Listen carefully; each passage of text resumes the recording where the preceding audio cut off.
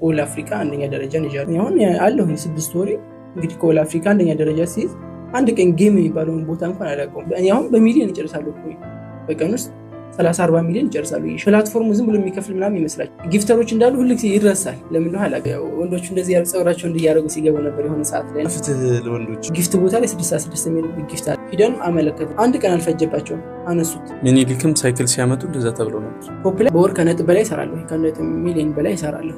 ማይተሲ አንተ 3 ሞባይል ከፍተን ነው ዛሬ የምንወጣው። 32 ሚሊዮን ብር የፖፖ አንደኛው ኤጀንት ዓለም ላይ ያለው አንደኛው ኤጀንት 32 ሚሊዮን ብር በወር ይሰራል። በኔ ስር እንኳን ያሉ ከ10 በላይ የሚሆኑ ልጆች በቀን ከ20 ብር ተከፋይ ናቸው። 95% ፖፕ ላይ ያለው ሰው ተከፋይ ነው። ብዙ ነገር ደርሶብኝ ከቤተሰብ ጀምሮ ማዘር ሁላ አልቀሳብኛለች። ፖፕ ላይ 101% ሀክ አትደረግ። ሱፐር የገባ ሰው ባይዘው በቀን ከ15 ብር ላይ ያገኛል። 800 ሺህ ብር በአንድ ቀን ዊን አድርጓት ሰጥቷት መልስ አስበላቸው። ወይም የቁማር ሱስ ያለበት ሰው ፖፕ ላይ ሰላም የሸጋቲው ቤተሰቦች እንዴት ከረማችሁ? እንደምን ሰነበታችሁ? እንደምን አላችሁ? በያላችሁበት ዛሬ በጣም አስገራሚ እንግዳ ይዘንላችሁ መጥተናል። ብዙዎቻችሁ በሸረፍ ሚዲያ በሚል የምታውቁት ሸረፈዲን ኡመርን ያመጣንላችሁ። ሸረፈዲን ብዙዎቻችሁ የምታውቁት ፖፖ በሚባል አዲስ ፕላትፎርም ላይ ብዙ ገንዘብ እየሰሩና ኢትዮጵያን እንዲሁም አፍሪካን በአንደኝነት እየመራ ካለ ልጅ ጋር ነው የዛሬው ፕሮግራማችን የሚሆነው። ሸረፍ እንኳን ደህና መጣ ወደ ሚዲያችን። እንኳን ተጠበቃችሁኝ። ቴንኪው በጣም እንዴት አየው ስቱዲዮአችንን? ስቱዲዮ ደስ ያለ በጣም ከጠበቅኩት በላይ ነው። አምናችሁ ደግሞ ስለጋበዛችሁኝ በጣም አመሰግናለሁ። እኛም ደግሞ ጥሪያችንን ተቀብለህ ስቱዲዮአችን ድረስ መጥተህ ለኢንተርቪው በመምጣትህ እጅግ ከፍ ያለ ምስጋና እንዲደርስ እንፈልጋለን። ከምን እንጀምር? ያው ከመጀመሪያው እንጀምር። ሸረፈዲን የት ተወለደ? ያው እድገቴ ደሴ ላይ ነው። ደሴ ሸዋብር አካባቢ። እሺ ውልደቴም እድገቴም እዛው አካባቢ ነው። አሁን ትንሽ ሰፈር ቀይረው ወጣ ብለናል እንጂ እዛው አካባቢ ተወልጄ የሚያደግኩት የደሴ ልጅ ነው። ባጭሩ የደሴ ልጅ ነው። ትምህርት ቤት ሴት ትምህርት ቤት ብዙ ነው። ደሴ ዙሪያ ነው የተማርኩት። ሸዋብር ያው ቁራ ምናምን ቀራረን። ከዛ በኋላ ስልካምባ ትምህርት ቤት ከዛ ወደ ሆቴ እያልን ያው እንደማንኛውም ወጣት 12 ላይ አቋርጠን ወደ ስራ እስከ 12 በቃ አለቀ። አዎ እንደማንኛውም ሩጫ እንጨረስክ። ከዛ ወደ ስራ ያው ትንሽ ሞካከረ እና ኦንላይን ስራዎች ደስ ይለኛል። ዝም ብሎ የሆነ ኤዲቲንግ ምናምን ቲክቶክ እንኳን እንደዚህ ስክሮል እያደረገ እኔን ብታየው የሆነ ሰው ኤዲት ሲያደርጉ ወይም የሆነ አፖችን ሲሰሩ ምናምን እንደዛ አይነት ነገር ነው የምወደውና በትርፍ ሰዓት ዝም ብዬ እንደዛ አይነት ነገሮች ኦንላይን ስራዎች ሞካከራለሁ። ድሮፖችን ምናምን ሞካከራለሁ። ያው ቀስ ያ ነው ወደዛ የገባው። ፕሮዲዩሰሮችም ነገሩኝና የፖፖ ንጉስ ማለት ይቻላል ያው አሁን ባለው አየር ኦል አፍሪካ አንደኛ ደረጃን ይዣለሁ። ኤጀንሲ ኮሚሽን ይባላል። ከኦል አፍሪካ እስካሁን እየመራሁ ነው የሚገኘው። ቤተሰቦች ከኦል አፍሪካ አንደኛ የሆነ ልጅ ነው በፖፖ ፕላትፎርም ላይ ይዘንላችሁ የመጣነው። እጅግ በጣም ሰፋፊ ጨዋታዎችን ይነግራችኋል፣ ያጫውተናል። ስለ ገቢውና ስለ አጠቃላይ ስለ ፕላትፎርሙ እያንዳንዱ ሁኔታ እንጠይቀውና እንረዳለን ያለውን ነገር። ይሄን ፕሮግራም በክብር ስፖንሰር ያደርጉላችሁ ወሎ ሪል ስቴት የምንጊዜም የሸጋቲው ስፖንሰር ነው። ሁለተኛ ደግሞ እንደዚህ ፏድ ምቅ ያደረገን ኒዛም ፋሽን ይባላል። ኒዛም ብዙ ጊዜ የቲሞችን በማልበስ የሚታወቀው ወንድማችን ነው። እጅግ በጣም አድርገን እናመሰግናለን ለሁለቱ። አሁን ወደ ጥያቄያችን ነው። ፖፖ ምንድነው? ፖፖ እንደማንኛውም ሶሻል ሚዲያ ነው ባጭሩ። ያው ጠቅለል አድርጎ ነው ያመጣው። አሁን ለየት ያደረገው ምንድነው? ሁሉም ሶሻል ሚዲያዎች ጠቅለል ብለው ፖፖ ላይ ይገኛሉ። ምሳሌ እንደ ቲክቶክ ስክሮል እያደረክ የምታየው ቪዲዮ አለ። እንደ ኢንስታግራም የምትፖስትበት ፎቶ ምናምን ይፖስታል እዛ ላይ። እንደ ፌስቡክ ዜናዎችን ታነባለህ ስክሮል እያደረክ። አሁንም እንደ ዩቲዩብ ደግሞ ማስታወቂያዎችን ይሰራል በየመሃሉ። ያው በደንብ ኦዲየንሶችን እስከሚያገኝ ነው እንጂ ማስታወቂያዎች በየመሃሉ ማስገባት ፍላጎት አለው። ለየት አድርጎ እንደዚህ በጣም እየተወራለትም ያለው ሁሉንም አጠቃሎ ስለያዘ ነው። ምን ያህል ጊዜ ነው ላውንች ከተደረገ ፕሮግራም? የተመሰረተው ያው ጉግል ላይ ገብቼ ለማየት የሞከርኩ ነበር። በ2008 አካባቢ የተመሰረተው በፈረንጆቹ። ግን ራሱን አፕዴት አድርጎ እንደ አዲስ የተነሳው በ2022 ላይ ነው። አሁን ተነስቶ አሁን 3 ዓመቱ አካባቢ ማለት ነው። 3 ዓመት አካባቢ ሞልቶታል። አሁን ወደ 4ኛ ዓመቱን ሊያከብር ነው። በደንብ በቃ ራሱን አፕዴት አድርጎ የተነሳው 2022 አካባቢ ላይ። ኦኬ አሁን በፖፖ ላይ ብዙ ግርታ አለ ማለት እንደዚህ። አሁን አንዳንድ ጥያቄዎች አሉ። ቁማር አለው ይባላል። ምንድነው አሁን ቁማር ነው? ቁማር አለ። እንደማንኛውም ሶሻል ሚዲያ እንዳልኩ ሁሉም ነገር ያለበት ቦታ ነው። ጉግል ላይ ገብተህ ቁማር ከፈለክ ገብተህ እንደ ቤቲንግን የመሰለ ፕሮሞሽን ሰራህት በላይ ብዙ የቁማር መጫወቻዎች አሉ። ጉግል ላይ ብትገባ ከፈለክ ደግሞ ሃይማኖትህን ሰርች አድርገህ ማየት ትችላለህ። ከፈለክ የፈለከውን ነገር። ፖፖም እንደዛ ነው። ገብተህ ከፈለክ ቁማር መጫወት ፈልጋለሁ ይላል ሰው ክፍት ነው በራፉ። ከዛ ውጭ ግን አያበረታታም ወይም ተጫዋት ብሎ በግድ የሚያስገባህ ነገር የለም።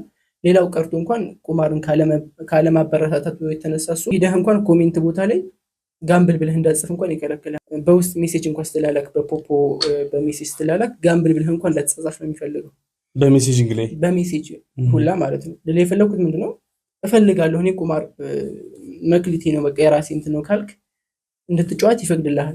ከዛ ውጭ ግን አንዳንዱ ሰው የሚያስበው ምንድነው በግድ አስገብተህ እዛ ውስጥ ቁማር እንደምታስለምደው ምናምን ነው የሚያስበው። እንደዛ አይደለም። በቃ መጫወት የፈለገው ሰው ይጫወታል። አሁን አለሁኝ 6 ወሬ እንግዲህ ከኦል አፍሪካ አንደኛ ደረጃ ሲይዝ አንድ ቀን ጌም የሚባለውን ቦታ እንኳን አላውቀውም እንኳን አይደለም ልጫወት። ሰው የሰው ፍላጎቱ ነው። ከኦል አፍሪካ አንደኛ የሆንከው በምንድን ነው? ኤጀንሲ የሚባል ነገር አለ። ሰዎችን በማስገባት አስገብተህ በማስተማር ከዛ በምታስተምር ፕላትፎርሙ ለየት ያደረገውም አንደኛው ነገር ይሄ ነው። አሁን ምሳሌ አንተን እኔ ቲክቶክ ላይ ወይ ዩቲዩብ ላይ ብጋብዝህ እኔ የማገኘው ነገር የለም ከወንድማማችነታችን ውጭ። እዛኛው ላይ ግን 50-50 ነው። 50 አንተን እጠቅማለሁ፣ 50 ራሴን እጠቅማለሁ። እንዴት ካልከኝ ቲክቶክ ላይ ሳስገባህ አንተን እዛ ቦታ ላይ ገብተህ ጌሞች ስትጫወት የተለያየ ነገር ስታደርግ የምታገኘው ነገር አለ አንተ። እዚህኛው ላይ ግን ስጋብዝህ ዛሬ አንተን ባስገባህ ነገ ፈምሰህ የተለያየ ነገር ስራ ስትሰራ ፕላትፎርሙ ከሚያተርፈው ትርፍ ላይ ለኔ ያካፍለኛል። ምሳሌ ገብተህ ጌም ትጫወታለህ። እንደዚህ ጌም ትጫወታለህ በአንተ ስር ከገባሁ ማለት ነው። በእኔ ስር ትገባለህ። እኔ አስተምርሃለሁ። የማስተማር ኤጀንሲ ማለት የማስተማር ግዴታ ያለበት አካል ማለት ነው። እኔ አንተ ስመጣ በእኔ ስር እስከሆንክ ድረስ ግዴታ የማስተማር ኃላፊነት አለብኝ። የማስተምርህ ለአንተ ብቻ ብዬ አይደለም ለራሴ ነው። አንተ ካላተረፍክ እኔ አላተርፍም። ለሰው ጥቅም እንትን ትላለህ ትተጋለህ እዛ ውስጥ እና አንተ ገብተህ በእኔ ስር ሁነህ በምትሰራው በእያንዳንዱ ትራንዛክሽን ፕላትፎርሙ ያተርፋል የፐርሰንት ስራ። ይሄ ማለት ቲክቶክ አሁን ምሳሌ አለ እኔ ለአንተ ጊፍት በምሰጥበት ሰዓት 60%ን ይወስደዋል።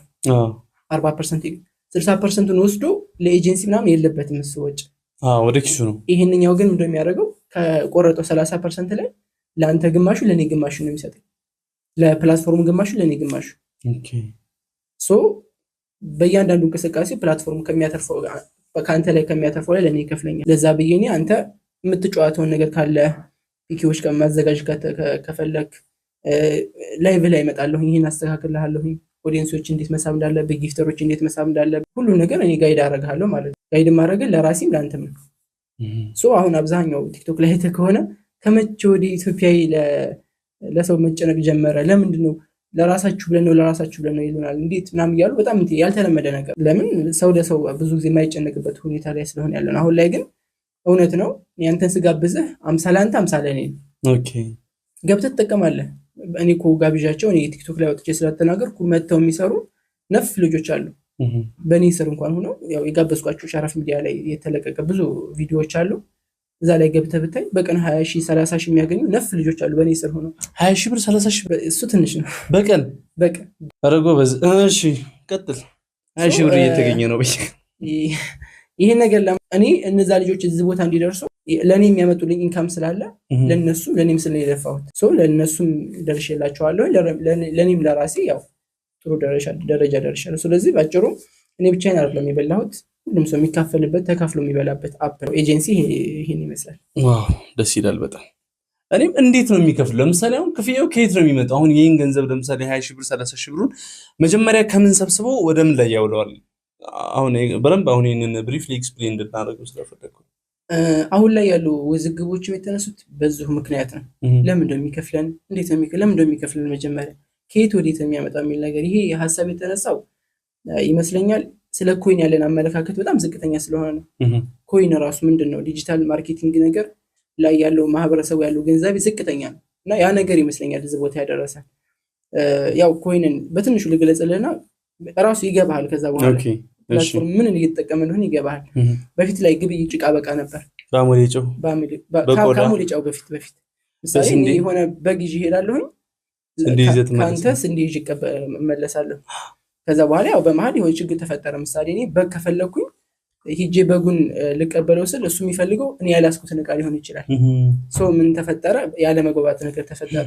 ከዛ አንድ ከፍ ተባለና ይሄ ብርና ወርቅ ይሄንን ብር ያው ወርቅ ዝም ብሎ ስለማይገኝ ከየት ማፍሰስ ስለማታመጣው ያንን ወርቅ ፈልገህ ታመጣለህ።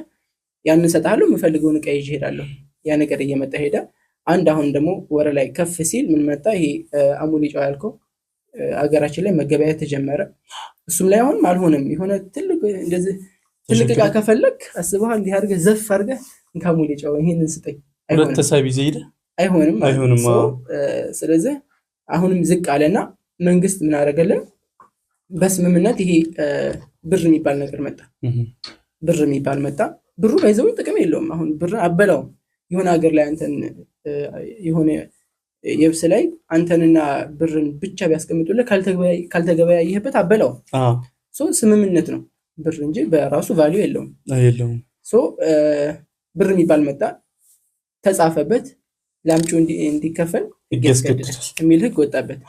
ስለዚህ በዛ መገበያየት ጀመረ። ከዛ አሁንም ከፍ አለና አይተህ ከሆነ የሆነ ነገር ገዛህና በሞባይል ባንኪንግ እልክልሃለሁ። የላኩልህ ምንድነው? ቁጥር ነው የላኩልህ። ግን ያንን ቁጥር ይዘህ ሄደህ አንተ ባንክ ቤት ታወጣዋለህ። ይሄን ያህል ቁጥር አለ ስጡኝ ነው የምትላቸው፣ ይሰጡሃል። አሁን እዚህ ጋር ምን ተፈጠረ መሰለህ? በመንግስቶች ነው ይሄ ቁጥጥር ያለው። መንግስት የሆነ ገጭቋ ከመጣ ላይሰጥህ ይችላል። የሆነ ነገር ተፈጠረ፣ በመንግስት ቁጥጥር ስር ነው ያለው። ምን ተደረገ? ይሄ ቢትኮይን ኮይኖች ምናምን ይህን ሀሳብ ማንም የማይቆጣጠረው ቁጥጥር አይቆጣጠሩትም። ይሄንን ኮይን የሚባል ነገር መንግስት አይቆጣጠረው። ኮይን የሚባል ነገር ተመረተ። ቢትኮይን በ2008 አካባቢ ተነሳ። ኮይን የሚባል ነገር መጣ። ኮይኑ ማንም አይቆጣጠረውም። ዲጂታል ከረንሲ ማለት ነው። ዲጂታል ነው በቃ አለ። አሁን ለየት የሚያደርገው ምንድነው? ባንክ ቤት ሄደህ 3 ቢትኮይን አለኝ ስጠኝ ቢትኮይን ብትል በእጅህ አይሰጥህም። አለህ ነው በቃ። የቢትኮይኑን ዋጋ ግን በከረንሲ ይሰጣል። የፈለግከው ነገር ትገበያይበታለህ። ሄደህ የሆነ ነገር አሁን ሬት አለ፣ ኤክስቼንጅ ሬት። በዛ በኤክስቼንጅ ሬቱ መሰረት በዛ እርግጥ እንትን ትላለህ። አሁን እዚህ ጋር ኮይን ያመረተው ሰውዬ አሁን ዛሬ ዳታ ያየው ነበርና ኮይን ቢትኮይንን ራሱ የሰራው ሰውዬ እጁ ላይ አሁን 1 ሚሊዮን ቢትኮይን ይገኛል ይላሉ። ተጠቃሚ ሆነ ማለት ነው። አጠቃላይ 4 ሚሊዮን ቢትኮይኖች ናቸው የተመረቱት። እስካሁን መጨረሻው ተመርቶ የሚያልቀው 21 ሚሊዮን ነው። 21 ሚሊዮን ቢትኮይን ነው የሚመረተው። ከዛ በላይ አይመረትም። ለዚህ የፈለኩት ምንድነው? አሁን ምንድነው ፍላጎታችሁ ካልከኝ ይሄንን በእጅ መገበያየት የሚባል ነገር የወረቀት ገንዘቡ ዲጋፔ ፐርማኒ አይቀርም። ብር እንደታውታ ቆጥረህ አሰጥም አይታይም። በቃ አየር ላይ ነው የምትገበያየው። ፍላጎታችሁ ይሄ ነው። እንደገና ደግሞ መንግስታቶች የማይቆጣጠሩትን ነገር እንትን ማለት ነው። ለምን ገጭቋ በተፈጠረ ቁጥር ችግር ይፈጠራል። ኢትዮጵያ ላይ አሁን 1 ቢትኮይን ካለኝ ማንም ሊወስድብኝ አይችልም። ባንክ ቤት ግን የሆነ ብር ካለ የሆነ ነገር ካለ የሆነ ነገር ትሆናለህ። በጦርነት በቃጠሎ በመናምን ታጣለህ። ይሄንኛው ግን አየር ላይ የሚቀመጥ ነገር ስለሆነ ኮይን ማለት ይሄ ነው። አሁን እዚህ ጋር ፕላትፎርሙ የፖፖ ኮይን ምን አደረገ? ኮይኖችን አመረተ። መጀመሪያ ኮይኖች ባይዘው ይሄን ያህል ከባድ አይደለም። አንተም ኮዲንግ ከተማርክ ልታመርተው ትችላለህ። አመረትክ፣ ግን ከዛ በኋላ እንዴት አድርገህ ነው ወደ ብር የምትቀይረው ነው ቁም ነገሩ። ምን አደረገ?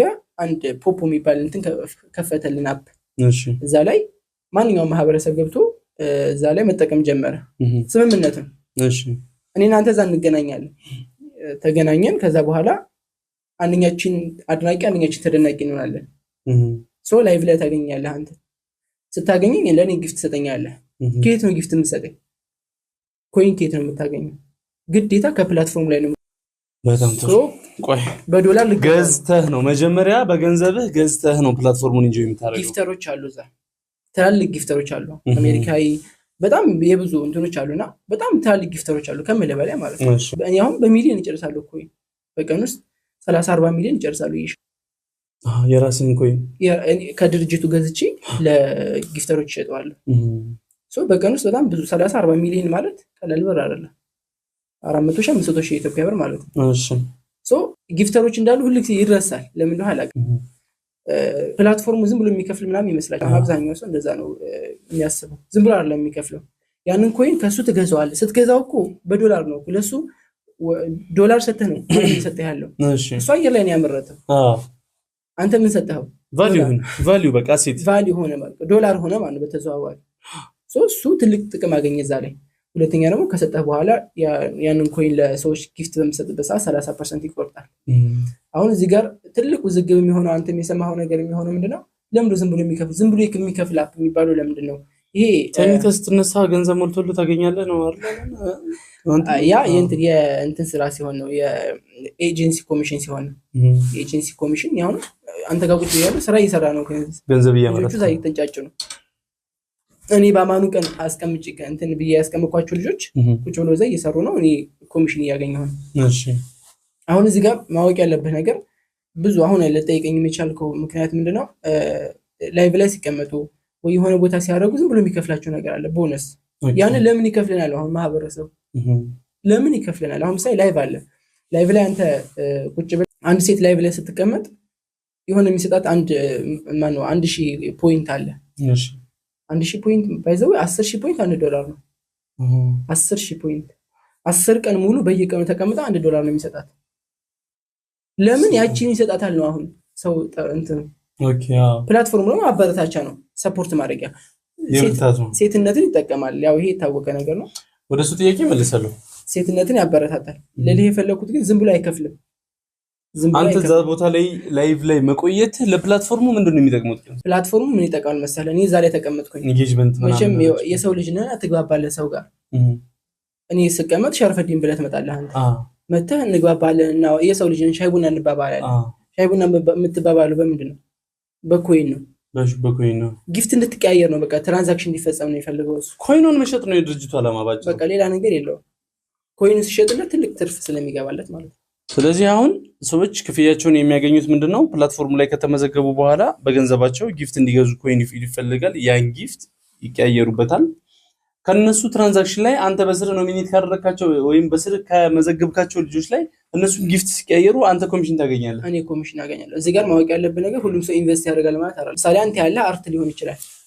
ወተህ ልዘፍን ትችላለህ፣ በሃይማኖት ልቀራ ትችላለህ፣ ልዘምር ትችላለህ፣ የተለያየ ነገር ታደርጋለህ። ለዛ ጊፍተር ሆንክ ሽልማት ይሰጣል። ለዛ ሰው ሽልማት ይሰጣል። ሶ አርቱን ሁሉም ሰው ወጥቶ አርቱን እንዲያሳየን የሚፈልግ አንድ ሰው አርቱን ያሳያል። ያን ያው ተደናቂ ይፈጠራል።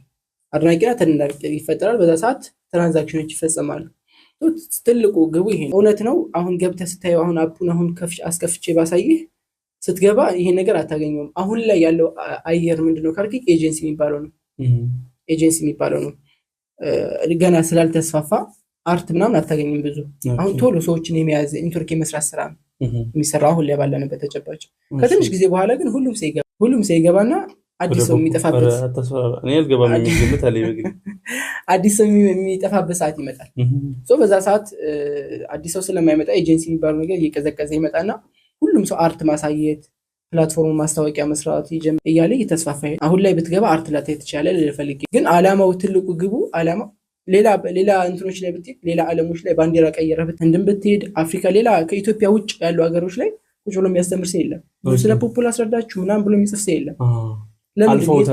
የተማረ ኃይል ነው ያለው እዛ። አንተ እኮ እዛ ላይ ቁጭ ብለህ ኮፒ የሆነ ቦታ ፔስት እና ኮፒን የምታስተምር እኮ እዛ ቁጭ ብሎ እኮ ይሄን የሚያስተምር አብዛኛው ያልተማረ ኃይል ነው የሚገባበት። ትምህርት ላይ ያለንም ዝቅተኛ እንትን ስለሆነ ማለት ይሄንን ይመስላል ጨዋታችን እየተጫወትን ያለነው ከወንድማችን ሸረፍ ሚዲያ ወይም ሸረፈዲን ዑመር ጋር ያለን ጨዋታ ይቀጥላል። ቤተሰቦቻችን እስካሁን ድረስ ቆይታችሁ ሸጋ ቲዩብን ሰብስክራይብ ያላደረጋችሁ ካላችሁ በታላቅ ትህትና ሸጋ ቲዩብን ሰብስክራይብ እንድታደርጉ እንጠይቃለን። ሌላ ደግሞ በቀጣይ የምናቀርብላችሁ ሰውም ካለ ደግሞ እዚሁ አካባቢያችን ላይ ሆኖ ከሌን ብታመጣው ከሌን ብታቀርበው የሚለውን ደግሞ ኮሜንት ላይ ብትጽፉልን ሁሌም ምንጊዜም ቢሆን የእናንተን ፍላጎት ለማስቀደም እንፈልጋለን፣ እንጥራለን፣ እንሞክራለን፣ እንተጋለን። አሁን ወደ ውይይታችን እንመለሳለን። ፖፖ ለምንድነው ሴቶችን የሚያበረታታው? ለምንድነው ወንዶች የሚያገለው? ጥሩ ሀሳብ ነው። ይሄ ሀሳብ በሄድክበት ነው የምትሰማው። አንደኛ ሲጀመር ማስታወቂያዎች ላይ ስትሰራ ለሴቶች ብቻ የሚከፍል አፕ የሚል ወሬ ነው ብዙ ጊዜ የምሰማው።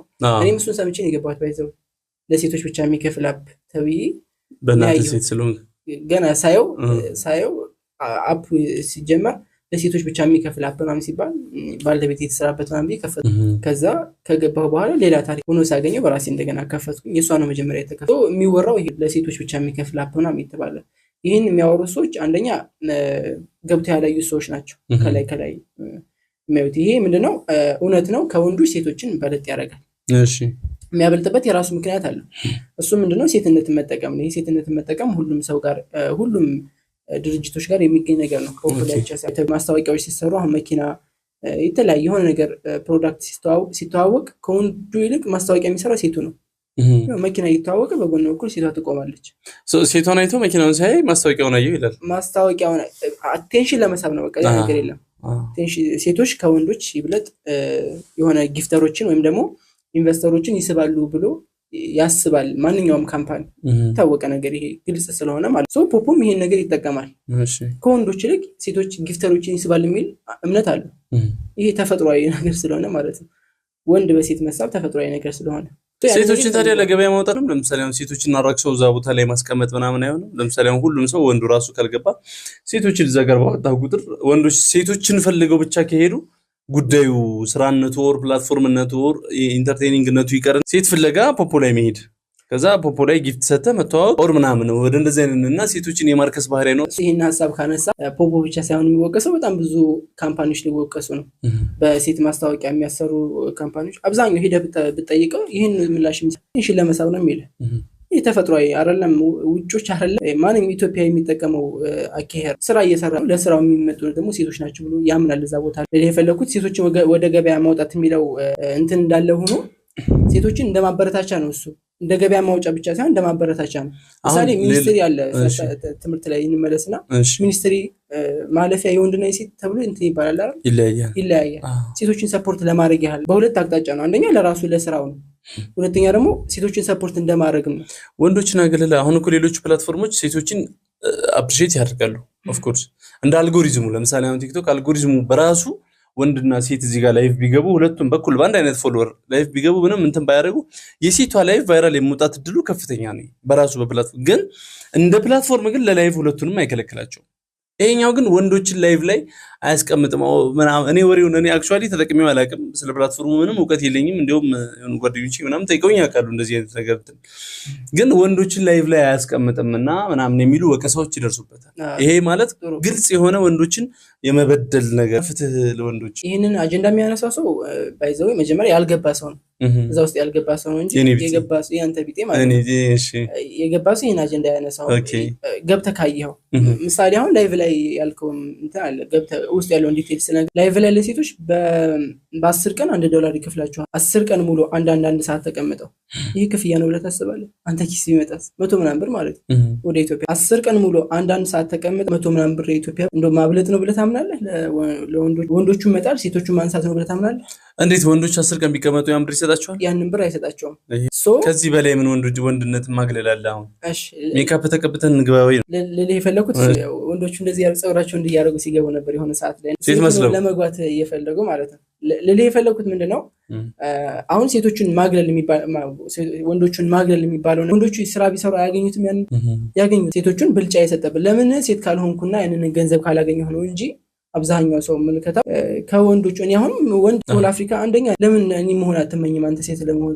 እኔ የሰራሁትን ስራ ሰርቶ መለወጥ ትችላለህ አይ እንደው ለምን 100 ምናምን ብር ለምን በ10 ቀን ሰጣችሁ የሚል ሐሳብ ከማንሳት አብዛኛው ሰው ለምን እኔ የሰራሁትን ስራ ወንዶች የሚሰሩት ስራ ለዛ ውስጥ ገባ አሁን የወንዶች ስራና የሴቶች ስራ ልዩነቱ ምንድነው እስኪ ይችላል ለምሳሌ ሴቶች የማይሰሩት ወንዶች የሚሰሩት ሴቶች የማይሰሩት ምንም ወንዶችም ላይ አሁን ምሳሌ በሌቭል 1 የሚባል ነገር አሁን ትልቁ አጀንዳ የሚባለው ለሴትና ለወንድ ሴቶች ልክ በሌቭል 1 ላይቭ እንዲገቡ ይፈቅድላቸዋል ወንዶች ደግሞ በሌቭል 5 ካልሆነ ላይቭ እንዲገቡ አይፈቅድላቸውም ሶ ያን ነገር ያደረገበት ምክንያት ምንድነው ሴቶች እንደነገርኩ በተፈጥሯቸው ጊፍተሮችን የመሳብ አቅም አላቸው ብለ ያምናል ሶ ላይቭ ላይ ሲገቡ ሴቶች ጊፍተሮችን የመሳብ አቅም አላቸው የማወያየት አቅም አላቸው ብሎ ስለሚያስፈቅድላቸው ሴትነትን አውጥቶ የሆነ ነገር ለማድረግ ሳይሆን እነሱ ጊፍተሮችን የመሳብ አቅም አላቸው ይሄ ተፈጥሯዊ ህግ ነው ባይዘው ይገባኛል ለምሳሌ እኔ አሁን ፖፖ ልጀምራልኩ ከሌቭል ስንት ነው የምጀምረው ከሌቭል 1 ነው የምጀምረው ከሌቭል 1 ላይቭ ካልገባሁኝ ምንድነው የምሰራው ፖፖ ላይ ገብቼ ጋር የሚሰሩ ታስኮች አሉ ለምሳሌ ሰው ዝም ብለ የሆነ ላይቭ ላይ ቁጭ ብለ እኔ ያለው ምሳሌ ላይቭ ላይ አይደል እኔ ጋር በመተቀመጥበት ሰዓት ኮይን ይሰጣል ለይት የሚያደርገው ኮይን ነው እኔም በማየት ብቻ ኮይን ይከፍላል እኔም በማየት ብቻ አሁን ቲክቶክ አለ ምሳሌ ቁጭ ብለ ሙሉ ቀን ብትውል የሆነ ላይቭ ላይ ምናልባሽ የምትሰጠውን ትምህርት ትይዝ እንደሆነ እንጂ የምታገኘው ጥቅም የለም እዛ ላይ ግን ኮይኖችን ተሰበስባለህ እኔም በማየት ብቻ የሚቆጠር እንትን አለ እሱን ስትነካው ኮይን ይሰጣል ማበረታቻ ነው በቃ ሻይ ቡና እያለ ነው ፕላትፎርም ሶ ከሌሎቹ ፕላትፎርሞች የሆነ ራሱ ለየት አድርጎ ነው ያመጣው የሆነ አንተ ምግብ ቤት ከፍቼ ከሆነ አንተ ካጠገብ መተከከፈትክ ምግብ ቤት የኔ አይደለም የምትደግመው በምን ልብለት ኢንቨስት አድርግ ከኔ ካቀረቡት ነገር ከፍ አድርገህ የምታመጣው ስለዚህ አንተን ያየው ሌቭል ያድጋል ያንን ኮይን ተሰበሰባለህ ኮይን ኤክስቼንጅ በመፈጸምበት ሰዓት ለሰዎች ጊፍት በመስጠትበት ሰዓት ባይዘው ሌቭል የሚያድገው ጊፍት መስጠት ነው ኮይኑን ኢንቨስት የለውም ምንለው እዚህ ጋር ነው ኮይኑን ገዝተህ ልታመጣው ትችላለህ ካለ አቅም ካለ ከፍላጎት ካለ አይ ፍላጎት የለኝም እኔ ኢንቨስት ከዚህ በፊት ተበልቻለሁኝ ኢንቨስት ማድረግ አልፈልግም ካልክ ደግሞ ማንም አያስገድድህም። እዛው ላይ እየተጫወትክ ሰዎች ጋር እየተወያየ ሰው ቤት መግባት ትችላለህ። የራስን ባትከፍት ሰው ላይ ብላይ መግባት ትችላለህ።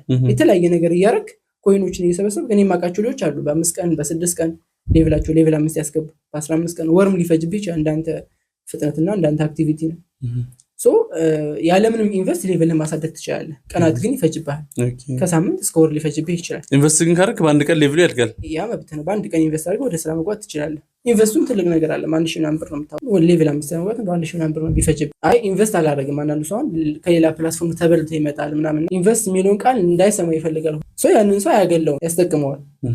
ያ ሰው በሳምንቱ ምናምን ራሱ ሌቭሉን አሳድጎ ወደ ስራ እንዲገባ ያደርገዋል። ስለዚህ አሁን ለምሳሌ ካንተ ላይ ወደ ታች ነው የሚወርደው ወደ እኔ ጊፍቱም ኮይኑም ወደ እኔ ወደ ታች ነው የሚወርደው ከኔ እንደገና ወደ ታች ፒራሚዱ ምን ድረስ ነው የሚሄደው? እና ደግሞ እስኪ ስለ ፒራሚድ ኔትወርክ ማርኬት ንገረኝ።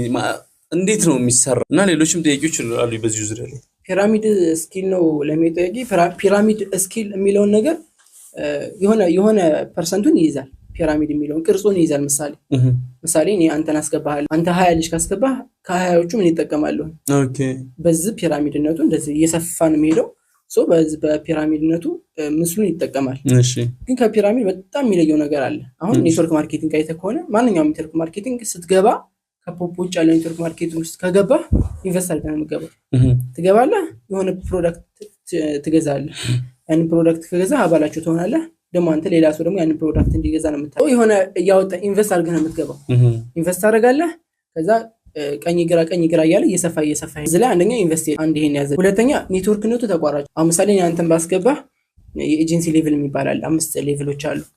ዲ ሲ ቢ ምናምን የሚባሉ ነገሮች አሉ። አንተን እንደገባህ ዲ ነው የምትሆነው። እኔ ሱፐር ነኝ 5ኛው ማለት ነው። ዲ ሲ ቢ ኤ እና ሱፐር ኤ አንተ ዲ ነው የምትሆነው።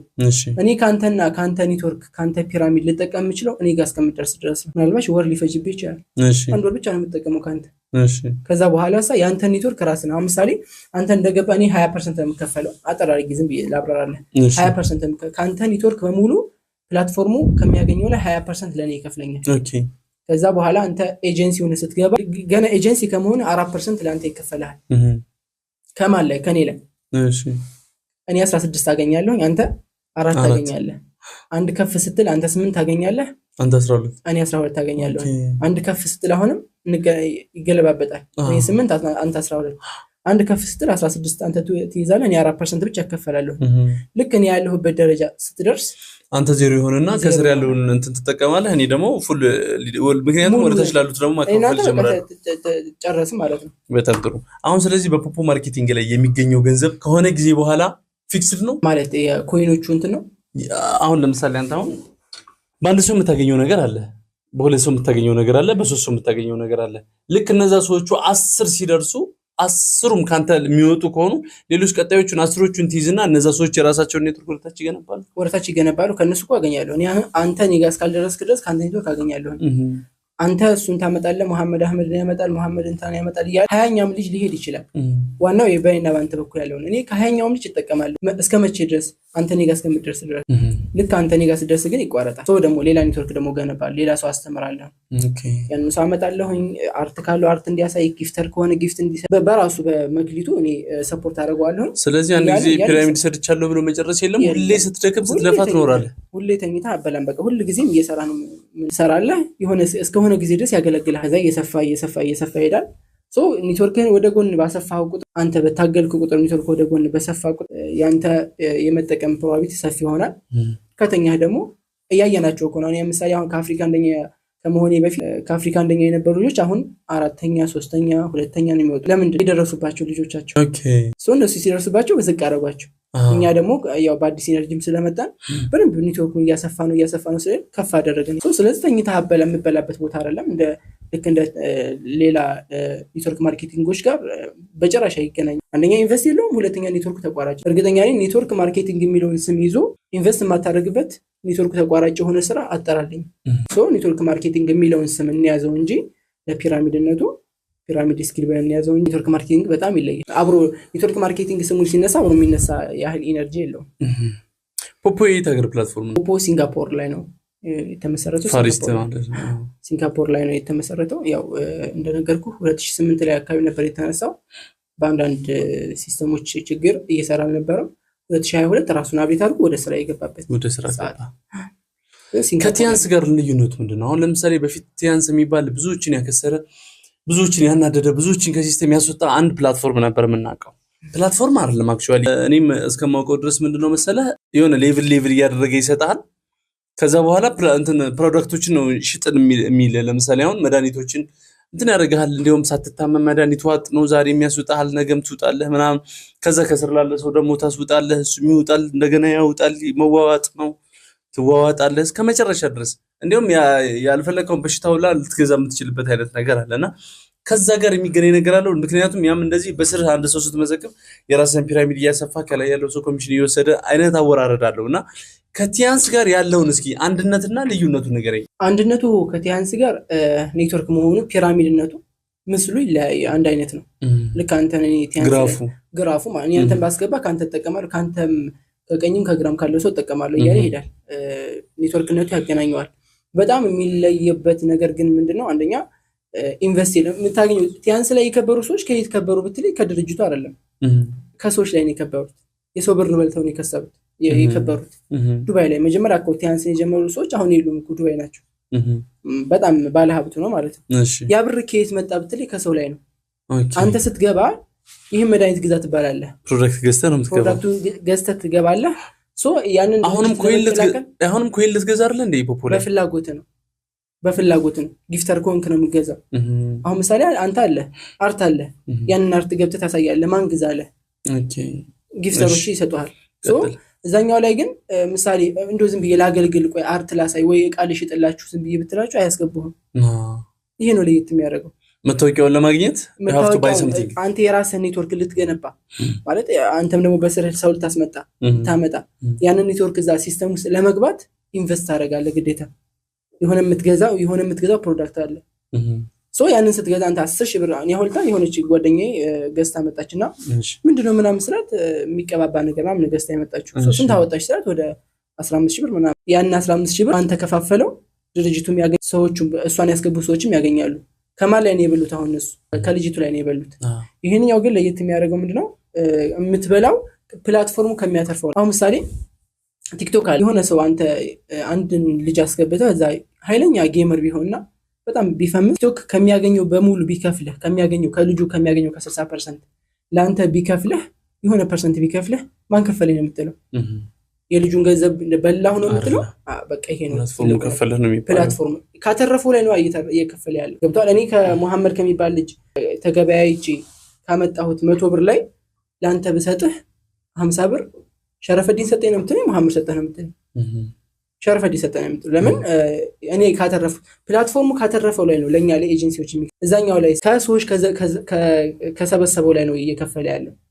ቲያንስ ላይ ስትመለስ ለምን በግዴታ ታወጣለህ? ብቻ በግዴታ እንድታወጣ ያደርጋል። እዛኛው ላይ መድኃኒቱንም በግድ እንድትውጥ ያደርጋል እንጂ ብዙ ነገር አለ። ፕሮዳክቱን እንድትጠቀም ቅባቱን እንድትጠቀም ብዙ ነገር ያደርጋል። ያው አልሸጥልህ ካለ ትቀበዋለህ። ማማራጭ ከሌለ ኤክስ ከሚያደርግ ብለህ ትቀበዋለህ፣ ትውጠዋለህ መድኃኒቱን ከሆነ እዛኛው ላይ። እሱ ደግሞ የሆነ ሳይድ ኢፌክት ይኖረዋል፣ ሌላ ነገር ይኖረዋል። በጣም አይገናኝም ሲጀመር እዛ ጋር ፕሮዳክት ምናምን የለም። ፕሮዳክቱ ምንድነው? ፖፖ ኮይን ነው።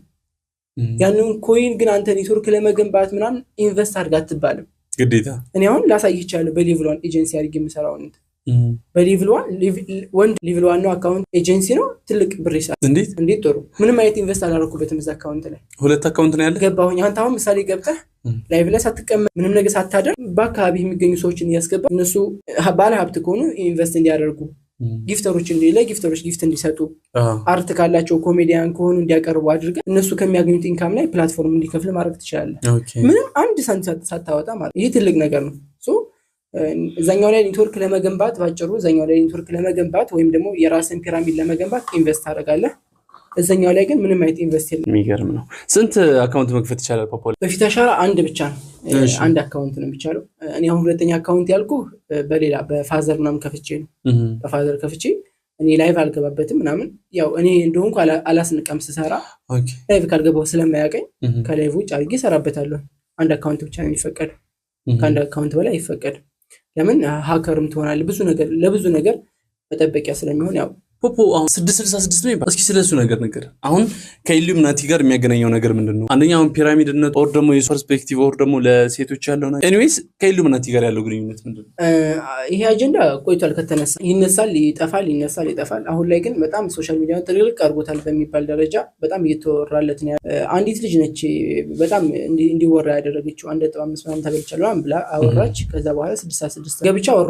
ምንድነው 66 ሊያስበለው የቻለው አመስላቸው መረጃ ምንድነው? መቼም የሰው ልጅ ነው በመረጃ ነው ምናምን። እኔ ስላወራ ማን ነው ያወራች? 66 ነው እያሉ አንድ ቤት ላይ ተቀምጠው ያወራሉ ቲክቶክ ላይ ላይቭ ላይ ማለት ነው። ኦኬ ሶ ገባሁኝና አወራኋቸው። መጀመሪያ የሚያወሩትን ውጪ እየሰማኋቸው አያስገቡ ደህና ሰው አያስገቡ። የሚያስገቡት እነዚህ የአረብ ሀገር ሴቶች ምናምን የሚቆላተፉላቸው ነው የሚያስገቡት። እንደምን ብዬ በሁለተኛ አካውንት ገባሁኝና አወራሁ። ምንድነው 66 ሊያስብል ይችላል? እኔ አሁን የምፈልገው የእናንተን ዝባዝንኬ ወይም ደግሞ ፍልስፍና እንድታወሩ ሳይሆን መረጃ እንድትሰጡኝ የምፈልገው። የመረጃ ሰው ነኝ እኔ። መረጃ ስጡኝ ስላቸው ያው ያየው አይደል እንደ 66 የሚባል ጊፍት አለ። ጊፍት ቦታ ላይ 66 የሚል ጊፍት አለ። ሶ ይሄ ነው በቃ ይሄ ነው። አዎ ይሄ ነው በቃ። እሺ ወረድ እንዴት ማስረዳት አልቻልክ? ወጣሁኝ። ስራ ልሰራ ነው ሄድኩኝ። እኔ ከፕላትፎርሙ ጋር ሱፐርም ስለሆንኩ ሱፐር የሆነ ሰው ከፕላትፎርሙ ከአድሚኖች ጋር ቀጥታ የማውራት ቻንስ ይኖራል። ቀጥታ ከቻናሉ ባለቤቶች ጋር ወይም ከቅጥረኞቹ ከስር ያሉት ማኔጅም ከሚያደርጉት ከታልቆቹ ጋር ታወራለህ። እሺ ሶ ገብቻ አወራኋቸው። እኔ ብቻ ሳይሆን ያ ብዙ ሰው ስለሰማ ብዙ ሱፐር የደረሱ ልጆች ማመልከቻ ያስገባል። እሺ ኢትዮጵያ ላይ እንዲህ አይነት ችግር እየተፈጠረ የ66 የሚባል ኮይን ምንድነው አሉ 66ቶች ዩቲዩብ ላይ አሉ እኮ አይደል? ቲክቶክ ላይ አሉ ወይ የትም ቦታ አሉ። እዛ ጋር ላይ ያደረገው ምንድነው ጊፍት ቦታ ነው ተባለ። ሂደን አመለከተ። አንድ ቀን አልፈጀባቸውም። ጊፍቱን 66 የሚለው ጊፍት አነሱት እንጂ 666 የሚባል ጊፍት ነበረ የገባው። ግን ለምንድን ነው? እኔ ምሳሌ አሁን ብትገባ ምን ታገኛለህ? ኮከብና ጨረቃ ታገኛለህ። የረመዳን መቀበያ ያን ጊዜ የኢሉሚናቲዎች ጾም ነበር። የነሱ እንትን ነበር በዓል ምናምን ነበር። ገብቶ ቀረበ እዛ። ሶ እኔም ከፈለኩ አሁን የምፈልገውን ሃይማኖት ማንጸባረቅ ይችላል እዛ ቦታ ላይ። እንዲህ አይነት ነገር ባህል ስላለ ኢትዮጵያ ላይ ወይም እንደዚህ እንደሚባል ሃይማኖት ስላለ ይሄ እንትን ነው አስገቡልን ካልከች ያስገቡልሃል። ሶ ያንን ነገር ነው አሉ። አስጠፋንላቸው። ሂደን ስናወራቸው ጠፍቷል። አሁን እሳ ምንድነው ስንላቸው አይነ ፍጥጥ የሚባል ነገር አለ። ዞራው ደግሞ ወደ አሻራ ገቡ። ምንም የሚያገናኘው ነገር የለም። እኔ ከአድሚኖች ጋር ቀጥታ አወራለሁኝና ከአንደኛው አድሚን ጋር እንደውም በግል አድሚን ማለት ይሄ አድሚን ማለት በቃ እነሱ አፕሊኬሽን ዴቨሎፐሮች ማለት ምሳሌ አሁን እንትን ሀከሮች ሲመጡ ብሎክ የሚያደርጉ አካውንት ሲዘጋ የሚከፍቱ ማኔጅ የሚያደርጉት ማለት ነው። እነሱ ጋር በግል አወራለሁኝ። አንድ ሰው ጋር ለማውራት ሞከርኩኝ። አንዱ አድሚን ጋር ስለ ኢትዮጵያ ባህል እየጠየቀኝ ስለ ኢትዮጵያ ሃይማኖት ነው የሚጠይቀኝ። አሁን ይሄ እስልምናውን አስገባልኝ የእስልምናውን አስገቡልኝ እንትን ስል እያወራኝ ነበር። እንደው ደፍሬ ጠየቅኩት። ያው በጣም ስለተወራ ሃይማኖት ምንድን ነው አልኩት። ከዛ ፈገግ ያለና እኔ ሃይማኖት የለኝም ማለት። እሺ በዙሪያ ያሉ ሰዎች ቤተሰቦቼ ቡድሂዝም ናቸው። እኔ ግን በሃይማኖት ማምን ሰው አይደለሁም በሳይንስ ማምን ሰው ብሎ ምላሽ። ስለዚህ አሁን አድሚኖቹ ከሆኑ ባለቤቶቹም ሃይማኖት የሌላቸው ሰዎች ናቸው። ሃይማኖት ማለት ለሌላ የፈለኩት ምንድነው እዛ መሃል ሃይማኖት ያላቸውም አሉ ሃይማኖት የሌላቸውም አሉ። አሁን እንደ ምሳሌ ነው ያነሳሁት ይሄን አድሚን እንጂ እዛ መሃል ሃይማኖተኛም ሰዎች አሉ። ሃይማኖት ያለውም አለ ሃይማኖት የሌለውም አለ። ድብልቅ ናቸው እነሱ ለራሳቸው። ቡድሂዝሞች አሉ ብዙ ነገሮች አሉ እዛው። ሶ አንዱን ደግፎ ምንም የሚያደርገው መረጃ የለም። አሁን ይሄን ብሎ ያወራው ሰው መረጃ አንጣ ብትለው ምንም ነገር አይሰጥህም። 66 አንተ የሰው ልጅ ነህ መቼም በመረጃ ነው ማመን ያለብህ። እውነት ነው። ዝም ብለህ ስላወራ አይሆንም እኮ። አይ ይባላል ሁሉም እኮ ሶሻል ሚዲያ መጀመሪያም ሲመጣ እኮ ቴሌቪዥን ሳይቀር እኮ ሲመጣ እኮ 666 ሁሉም ነገር። አሁን በቅርቡ ኤርድሮፕ መጣ አስታውሳለሁኝ። በጣም ሀምስተር የሆነ ሰዓት እጃችሁን ይቆርጠዋል 666 ነው ብዙ ነገር ተባልና ምንም አልመጣም። ግን ያው በቃ እየሰራንበት ነው። የሚያወራውም ሰው አውርቶ ቀር። ቴሌቪዥን ሲመጣ ስኳር ሲመጣ መኪና ሲመጣ ሁሉ ጊዜ ነው በቃ አዲስ ነገር በመጣ ቁጥር የኢትዮጵያ ሰው በቃ ማውራት ይወዳል። እኔ ለምን እንደሆነ አይገባኝም። አዲስ ነገር መጣ ከተባለ የማውራት ሱስ አለበት። ሚኒሊክም ሳይክል ሲያመጡ እንደዛ ተብሎ ነበር። ምንም ነገር በቃ በሁለት እግሯ የምትሄድ ሰይጣን ምናምን ተብሎ ስልክ ሲመጣ ስልክማ ኦልሬዲ ስልክ ስቲል ሰይጣን አለ እና ሌላ የፈለኩት ምንድነው አዲስ ነገር በመጣ ቁጥር ይሄ ነገር አይቀርም። ይሄ መረጃ ይዞ የሚያወራው የሰው ልጅ መረጃ ይዞ እኔ እስከ ባይዘው በጣም ይላክልኛል ከምል በላይ ያው እኔንም አምነው ብዙ ሰው ስለገቡ 66 የሚባል ወይ የሆነ ኔጌቲቭ ሐሳብ ከተነሳ ቲክቶክ ላይ ዩቲዩብ ላይ መጀመሪያ ሼር የሚደረግልኝ እኔ ነው። ኦኬ ገብቼ ሰማዋለሁ። ገብቼ ሰማ አንድ ተጨባጭ አላነ ከምል በላይ እኔ የምፈልገው እኔ ዝባዝን ከነሱ መስማት እንዲህ አርጎኝ አጋንንት ብሎኝ ምናምን አሉ። አሁን በሃይማኖት ዙሪያ ገብተው መረጃ ምንድነው ስንላቸው አጋንንት ነገር ማለት እንደዚህ ሰይጣን እያስለቀቁ ሲሉ ሰይጣን እያስለቀቃሉ ላይቭ ላይ ምናምን በፖፖ ላይቭ ላይ ቲክቶክ ላይ እሺ ቲክቶክ ላይ ላይቭ ላይ ሰይጣን ምናምን እንደዚህ ሲያለቅቁ ሰይጣኑ ይጠየቃል። እሺ ገስት ላይ ገብቶ ማለት ነው በየት ነው ያስካት ለምንድን ነው ያስካት ምናምን ሲባል ፖፖ ላይ ነው ያስካት። ፖፖ ይሄ መረጃ ይሆናል አንዴ ፖፖ ላይ ይዞት ቢሆን ሊይዛት ይችላል። ኖ አይደለም ፖፖ ላይ ማዛኛው ፖፖ ላይ እሱ ጥሩ ሀሳብ እኔ ፈለኩት በመረጃ ነው አመን ያለብን ቴክኖሎጂ ሰዎች እኮ አሁን ስለ ፖፖ ብለው ያኛውን ፖፖ ተጠቅመውት ሆነ ወይ እንደ ቤት ይዛት እስካሁን እንደሱ የሚገኙት እዛ ስለሆነ ስሙ ግን አያምርም። እሺ ቆይ ቀጥል ጨዋታው መጀመሪያ ይሄኛውን እሺ እና ለኔ ፈለኩት አሁን ቢሆን 6 የሚል መረጃ የለም። ምንም አይነት መረጃ የለም። እየቀረበ ያለው ያቺን የጊፍት ቦታ ነበረች አሰንሳን ነበር ሶ ምንም አይነት ባለ ሃይማኖት እኮ አለኝ እንደዚህ እኔ አይደለም በገንዘብ አይደለም እንደዚህ አንገቴን ወደዛ ይሄኛው ወደዛ ብታረገኝ እምነቴን የማለቅሰው ነኝ። ሶ ዝም ብለን ዘውቡ እንደዚህ ነገር አይደረግም። ሲቀጥል ደግሞ 66 ጋር የሚያመሳስለው ተብሎ የተነሳው አንደኛው ይሄ ሎጎ ወደ ይሄ ጌዎች ጋር ምናምን ይመሳሰላል ተብሎ ለምሳሌ ገብተን ጠየቅናቸው የሚያገናኙኛ የሁሉን ባንዲራ እንትን ከለር ለማስገባት ስለፈል ገባሁኝ ቻት ጂፒቲ ላይ ጠየቁ ፖፖ እንደዚህ አይነት ሎጎ አለው እንደዚህ የነሱ ተከታይ ስጠይቀው ገብተህ ማንኛውም ሰው ሰርች ማድረግ ትችላለህ። አንድ ሰው የሆነ ሎጎ ስለተጠቀመ የሱ ነው ማለት አትችልም። እንግዲህ በቻት ጂፒቲ አቅም እንኳን እንደዚህ ብሎ መለስ ገብቶ እዛ ውስጥ ግን የነሱን አመለካከት የሚያንጸባርቅ ከሆነ እሱ ነው ብለህ ልታምን ትችላለህ። ከዛ ውጭ ግን ገና አርማውን ስለተጠቀመ ሲጀመር አርማው እሱ አይደለም ይመሳሰላል ነው በሚለው ነው ሶ ዝድስ ለማጣራት ሞክረናል። ምንም አይነት ግን መረጃ መሬት የወረደ መረጃ የለም አጋንንት ነገረን ከማለት ውጭ። ሶ የቴክኖሎጂ ሰዎች ነን አሁንም እየተናገርኩ ያለሁት ምንድነው የቴክኖሎጂ ሰዎች ነን። በረቀቀበት ሰዓት አሁን እንደዚህ የወረደ ማህበረሰብ ባንሆን የወረደ ሰው ባንሆን በመረጃ ብናወራ ያው እዚህ ጋር እንደዚህ አይነት ነገር አለ ብትሉን በቃ ማስተካከል የሚችል ነገር ከሆነ እናስተካክላለን።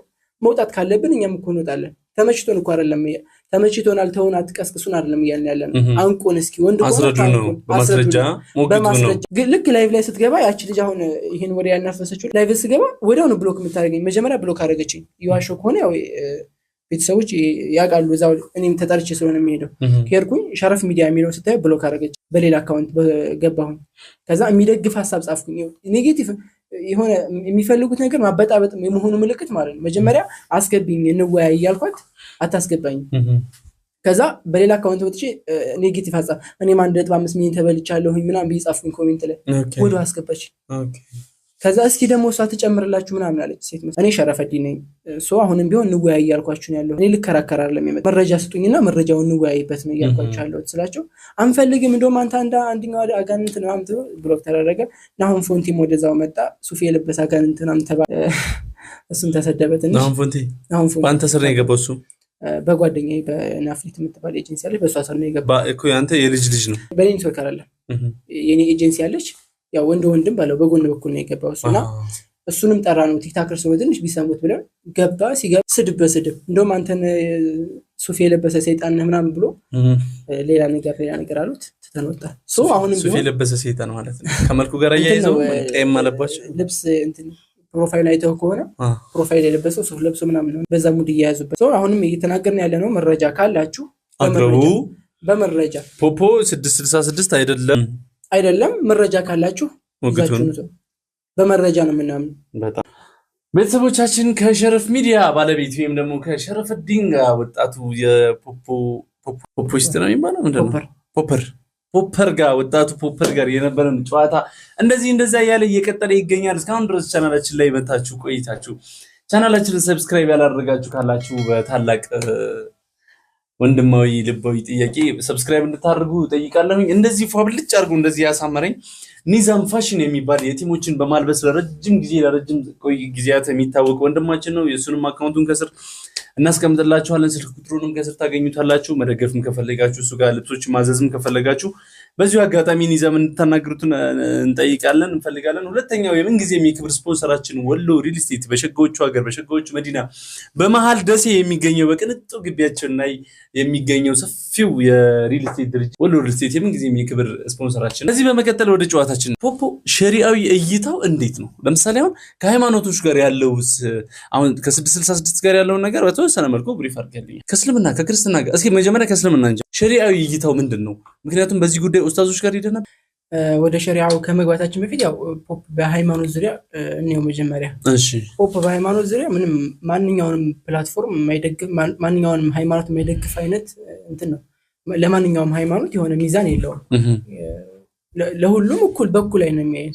አሁን ቢሆን ቅድም እንደተናገርነው ዓላማው የሃይማኖትን ማስፋፋት ወይ ምናምን ሳይሆን ዓላማው አንድ ከረንሲ ወይም ኮይኖቹን እንዲሸጡለት የሚፈልገው የኮይን ዝውውር ነው። ሶ ሃይማኖት ላይ ትኩረት የሚያደርግ ከሆነ እንደዚህ አይነት ነገሮች መጥፎ ነገራቶች የሚያሰራጭ ከሆነ ራሱን የሚጎዳ።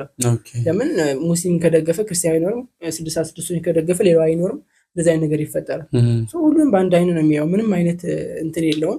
ይሄ ደግሞ ማሳያው ያው ቅድም እንደነገርኩህ 66 ሚሊዮን ጊፍት ካሰነሳን በኋላ አንድ ስቴፕ ከፍ አለ። 66 ሚሊዮን አስነሳን። ከዛ በኋላ አፋቸውን ዘጉ፣ ዝም አሉ። ከዛ አንድ ከፍ ልበል ብዬ እኔም ገብቼ ረመዳንም ስለገባ አንድ ማመልከቻ አስገባሁላቸው። የረመዳን ጊፍቶች ይግቡልን። በሁሉም በዓል አብሶ ኢትዮጵያ ላይ ያልተለመደም እንጂ አሁን በእነሱ አካባቢ በዓል ከተነሳ ያንን በዓል አስመልክቶ ጊፍት ይቀመጣል። የሆነ ነገራቶችን ቀይር ያደርጓቸዋል። ያው ቲክቶክ ላይ ያለ እንደዛ ሜሪ ክሪስማስ ምናምን ልክ እንደዛ አይነት ነገር ሁሉም ነገር አሁን ክሪስማስም እንደዛ ነበር። አሁን ሶ ምን አደረኩኝ? የረመዳን በማስመልከት ጊፍት አስገቡልን ያልኳቸው 5-6 ጊፍቶች ገቡ። በአንተ ጥያቄ መሰረት በእኔ ጥያቄ መሰረት ምክንያቱም ተጽዕኖ ስላለህ በከፍተኛ ሁኔታ ያምኑኛል። ብዙ ነገሮችን ስለ ባንክ ጉዳይ ስለተለያየ ነገር ያወሩኛል። ስለ ብዙ ነገር ስለሚያወሩኝ ያሉ እንቅስቃሴ ነው ያለው ባይዘው እዛ ፕላትፎርም ላይ ያለ እንቅስቃሴ አንድ ባንድ ስለሚታይ አሜኔታ የሚኖረዋል ምናምን። እኔ በእኔ ብቻ አይደለም ከኔ ሐሳብ ይወስዱና የሆነ ሰው ይጠይቃሉ። እኔን ወስደው እውነት ኢትዮጵያ ላይ ይሄን እንኳን አያውቁም፣ ኢትዮጵያ ላይ እውነት ሙስሊሞች አሉ ይሄን ነገር እናስገባ ብለው ይጠይቃሉ። ሌላ ሰዎችን ሄደው አሁን እንደዚህ አይነት ነገር አለ ይሏቸዋል። ሐሳቦችን ሰብስበው የብዙ ሐሳብ ከሆነ ያስገባሉ። ሶ በእኔ አማካኝነት 5-6 የሆኑ ጊፍቶች ገብተዋል። እነዛ ጊፍቶች የገቡት አንደኛ ይሄ 66 ሚሊዮን ስለተነሳ እስኪ አንድ ደግሞ ከፍ እንበል ብለኝ አሁን 66 ነው እያለ ሲያወራ የነበረው ሰው ለምን የሙስሊሞች ጊፍት ሲገባ የሙስሊሞች ነው ብሎ ለምን አላወራም? ለምን አላወራም? ያው አሁንም አለ እስካሁን ድረስ ይሄንን ቪዲዮ እስከምንሰራበት ሰዓት ድረስ አለ። ለምን አያወራም? ኢስላሚክ ጊፍቶች አሉ። ያውም ረመዳን ይሁን ድምጽ ያላቸው ሁላ ስሰጥ ጊፍቱን የሆነ ድምጽ አለ የረመዳን ጊፍት ምናምን ነገር። ሶ ሰው የወሬ መሆኑ ምልክት አንደኛው ይሄ ነው። ሶ አሁን የፈለኩት አሁን ረመዳን ስለሆነ ነው። ትንሽ ቆይቶ ደግሞ የክርስቲያኖች በዓል ከመጣ ወይም የሌላ እምነት ተከታዮች በዓል ከመጣ የነሱን እምነት ደግሞ ደግፉ እንኳን አደረሳችሁ ይላል። በጊፍት ሊሆን ይችላል፣ በማስታወቂያ ሊሆን ይችላል፣ በተለያየ ነው። ሶ የሁሉንም እምነት እኩል የማስሄድ ፍላጎት ነው ያላቸው ባጭሩ ማለት ነው። ኦሬዲ አሁን ወይ እምነት ይልሽ ምናምን ወይ ብለን እንወስዳቸው እንችላለን። ለምንም አይነት እምነት ሳይዳ ያደርጉም ወላይ ሁሉም አይነት የእምነቶች በዓሎች ምናምን ሲመጡ ጀስት እነሱ ማርኬት ላይ ናቸው። የሁሉንም እምነት ፕሮሞት ያደርጉ ለምናቲውም ሲመጣ ይቀበላሉ፣ እስልምናውም ሲመጣ ፕሮሞት ያደርጉታል፣ ክርስቲያናውም ሲመጣ ሁሉም አይነት ነገር ፕሮሞት ያደርጉታል ብለን እንወስዳለን። በቃ ባጭሩ ይሄ ነው። ሁሉም እምነት ተከታዮች እኩል መብት ነው ያላቸው። 66 ሲባል እኮ ለኛ ነው እንጂ መጥፎ ለነሱ እኮ እየኖሩበት ነው። ተመችቷቸው የሚኖሩበት ሰዎች አሉ። ተቀብለውት የሚኖሩበት ሰዎች አሉ። ሶ ስለዚህ እነዛም መከፋት የለባቸውም ብለው ያምናሉ። ሁሉም በመጣበት የሚያስ አንተ ዩቲዩብ ላይ ገብተህ 66ቶች የሉም እንዴ? ቲክቶክ ላይ እኮ በአማርኛ እየተናገሩ ነው፣ እያስተማሩ ነው በአማርኛ። እንመዘግባለን ይሄን ያክል መዋጮ ይሄን ያክል መረዳጃ ሳይቀር አቋቁሞ ይል እንዴ? ሶ ስለዚህ ቲክቶክ ሁሉም ነው የሚያስተናግደው ማለት ነው። እዛኛውም ላይ አሉ የሉም እኮ ያልን አይደለም፣ ግን ፕላትፎርሙ ጋር አያገናኛቸውም። እንደማንኛውም ተጠቃሚ ሙስሊሙም ክርስቲያኑም ገብቶ እንደሚጠቀም እነሱም ይጠቀማሉ ነው። ሶ የማንም እምነት ደጋፊነት የለውም። ደጋፊ የሚያስመስለው ይሄ በየበዓሉ ያለው ነገር ነው። በየበዓሉ ለሁሉ ነው የሚያደርገው። ያው ምልክት ተጀምሮ ኢትዮጵያ ላይ ለመጀመሪያ ጊዜ እንደዚህ አይነት ጊፍት ሲገባ በአንተ ምክንያት ረመዳን በእኔ ምክንያት ፓኪስታን ላይ ማን ነበር በፊት ላይ ወደ ፓኪስታን ላይ ማን ብዙ እንደዚህ ጫነ ስለሚሯቸው ነበር። ወደ ሳውዲ ምናምን ጊፍቶች አሉ፣ ኢትዮጵያ ላይ ግን የለም ነበር። ያን ነገር አይቼ ደግሞ ኢትዮጵያ ላይ ለምን ማታረጉት ብዬ ጫና አልኳቸው። 3 ቀን 4 ቀን ተነዛነስኩኝ፣ ያው አስገቡልን ማለት ነው። ሶ የማንንም እምነት አሁን ወደፊት ደግሞ ይመጣል፣ የክርስቲያን በዓሎች ይመጣል። በዛ ሰዓት ደግሞ የክርስቲያን እንትኖችን መስቀሎችን የተለያየ ነገር ሊያደርጉ ይችላሉ። በዛ ሰዓት የክርስቲያን ነው አትልም ደግሞ የነሱ በዓል የራሳቸው ይመጣል። ይሄ 66ቶቹ በዛ ሰዓት ደግሞ ቀይር ያደርጉታል። የሆነ አጽም ምናምን ምልክት ምናምን ያስገባሉ። የዛን ሰሞን መጥፋት ነው። በዛ ሰሞን ደግሞ ግዴታ አይደለም አሁን ይሄ የረመዳን አካውንት የረመዳን እንትን ሲገባ የረመዳን ጊፍቶች ሲገቡ ሌላዎቹ ጊፍቶች ባሉበት ኦኬ ግዴታ አይደለም። ስፔሻል ኦፈር ናቸው። የፈለገ ሰው ክርስቲያኑ መጥቶ ሊሰጠኝ ይችላል። ከፈለገ ደግሞ የራሱን ሌላ ነገር ይሰጣል። ሶ በዛ ሰዓትም በእነሱ በዓለም ዙሪያ የተለያየ ነገር ሲያስገቡ በግዴታ የምትጠቀመው ነገር የለም። በግዴታ ተጠቀመም መርጠህ ፈልገህ የምትጠቀመው። ሶ ስለዚህ አንተ ጋር የሚያገናኝ ነገር የለም። ፕሮሞሽን ለሁሉም እየሰሩ ነው። ዋው ቆንጆ ነው። ሸሪዓዊ እይታ እስኪ አሁን ለቤተሰቦቻችን ክሪር ለማድረግ እየተቆራርጦ ማሪ አንዳንድ ሚዲያዎች ላይ እንትን ሊል ስለሚችል በፖፖ በሸሪዓዊ እይታ እንዴት ይታያል? በእስላም ወላሂ ሸሪዓዊ እይታው ብዙ እንትን ይደናል። ስቴፕ ሄጃለሁኝ በራሴ አብሶ መጀመሪያ አካባቢ ላይ ያሉትን ነገራቶች ገብቻ የሆራሲ መጀመሪያ ወደ ሌላ ቦታ ከመሄድ በፊት ከዛ አንዳንድ ነገሮች ስላሉ ይሄ ነገር እስኪ ከኔ በተሻለ ሰው ማን ሊረዳኝ ይችላል ብዬ ራሴ ጋር ማውራት ጀመርኩኝ። እሺ ማን ሊረዳኝ ይችላል? ክሪፕቶን የሚያውቅ ከረንሲዎችን የሚያውቅ ኮይኖችን የሚያውቅ ያው በዚህ ደረጃ ማን ሊረዳኝ ይችላል ብዬ ሳስብ ጎግልም ላይ ሰርች አደረኩ፣ ዩቲዩብም ላይ ሰርች አደረኩ ምናምን በአማርኛ ሳረግ በዲጂታል ማርኬቲንግ ዘርፉ ላይ የተሻለ እውቀት ያለው ኢትዮጵያዊ አይረዳህም። ሌላው ሰው ኦፍ ኮርስ ዲኑ ላይ ደሃ ሊሆን ይችላል። እኔ ራሴ አልረዳህም አላውቀውማ ነው የምልህ። ስለዚህ ማን ሳየው አንድ ሰው አገኘሁኝ። ማንን እንትናን አደሚና ኡስታዝ አደሚና ቲዩብ ይሄ ስለ በሚንበር ቲቪ ላይ ምናምን ደረሶችን እየሄደ ይዘይራል ምናምን አንድ ራሱ ጁራ አንድ እንትን አለው። እሱን አገኘሁኝ። እሱ ሲያወራ ሰማሁት። ስለ ቢትኮይን ስለተለያየ ነገር ያወራል።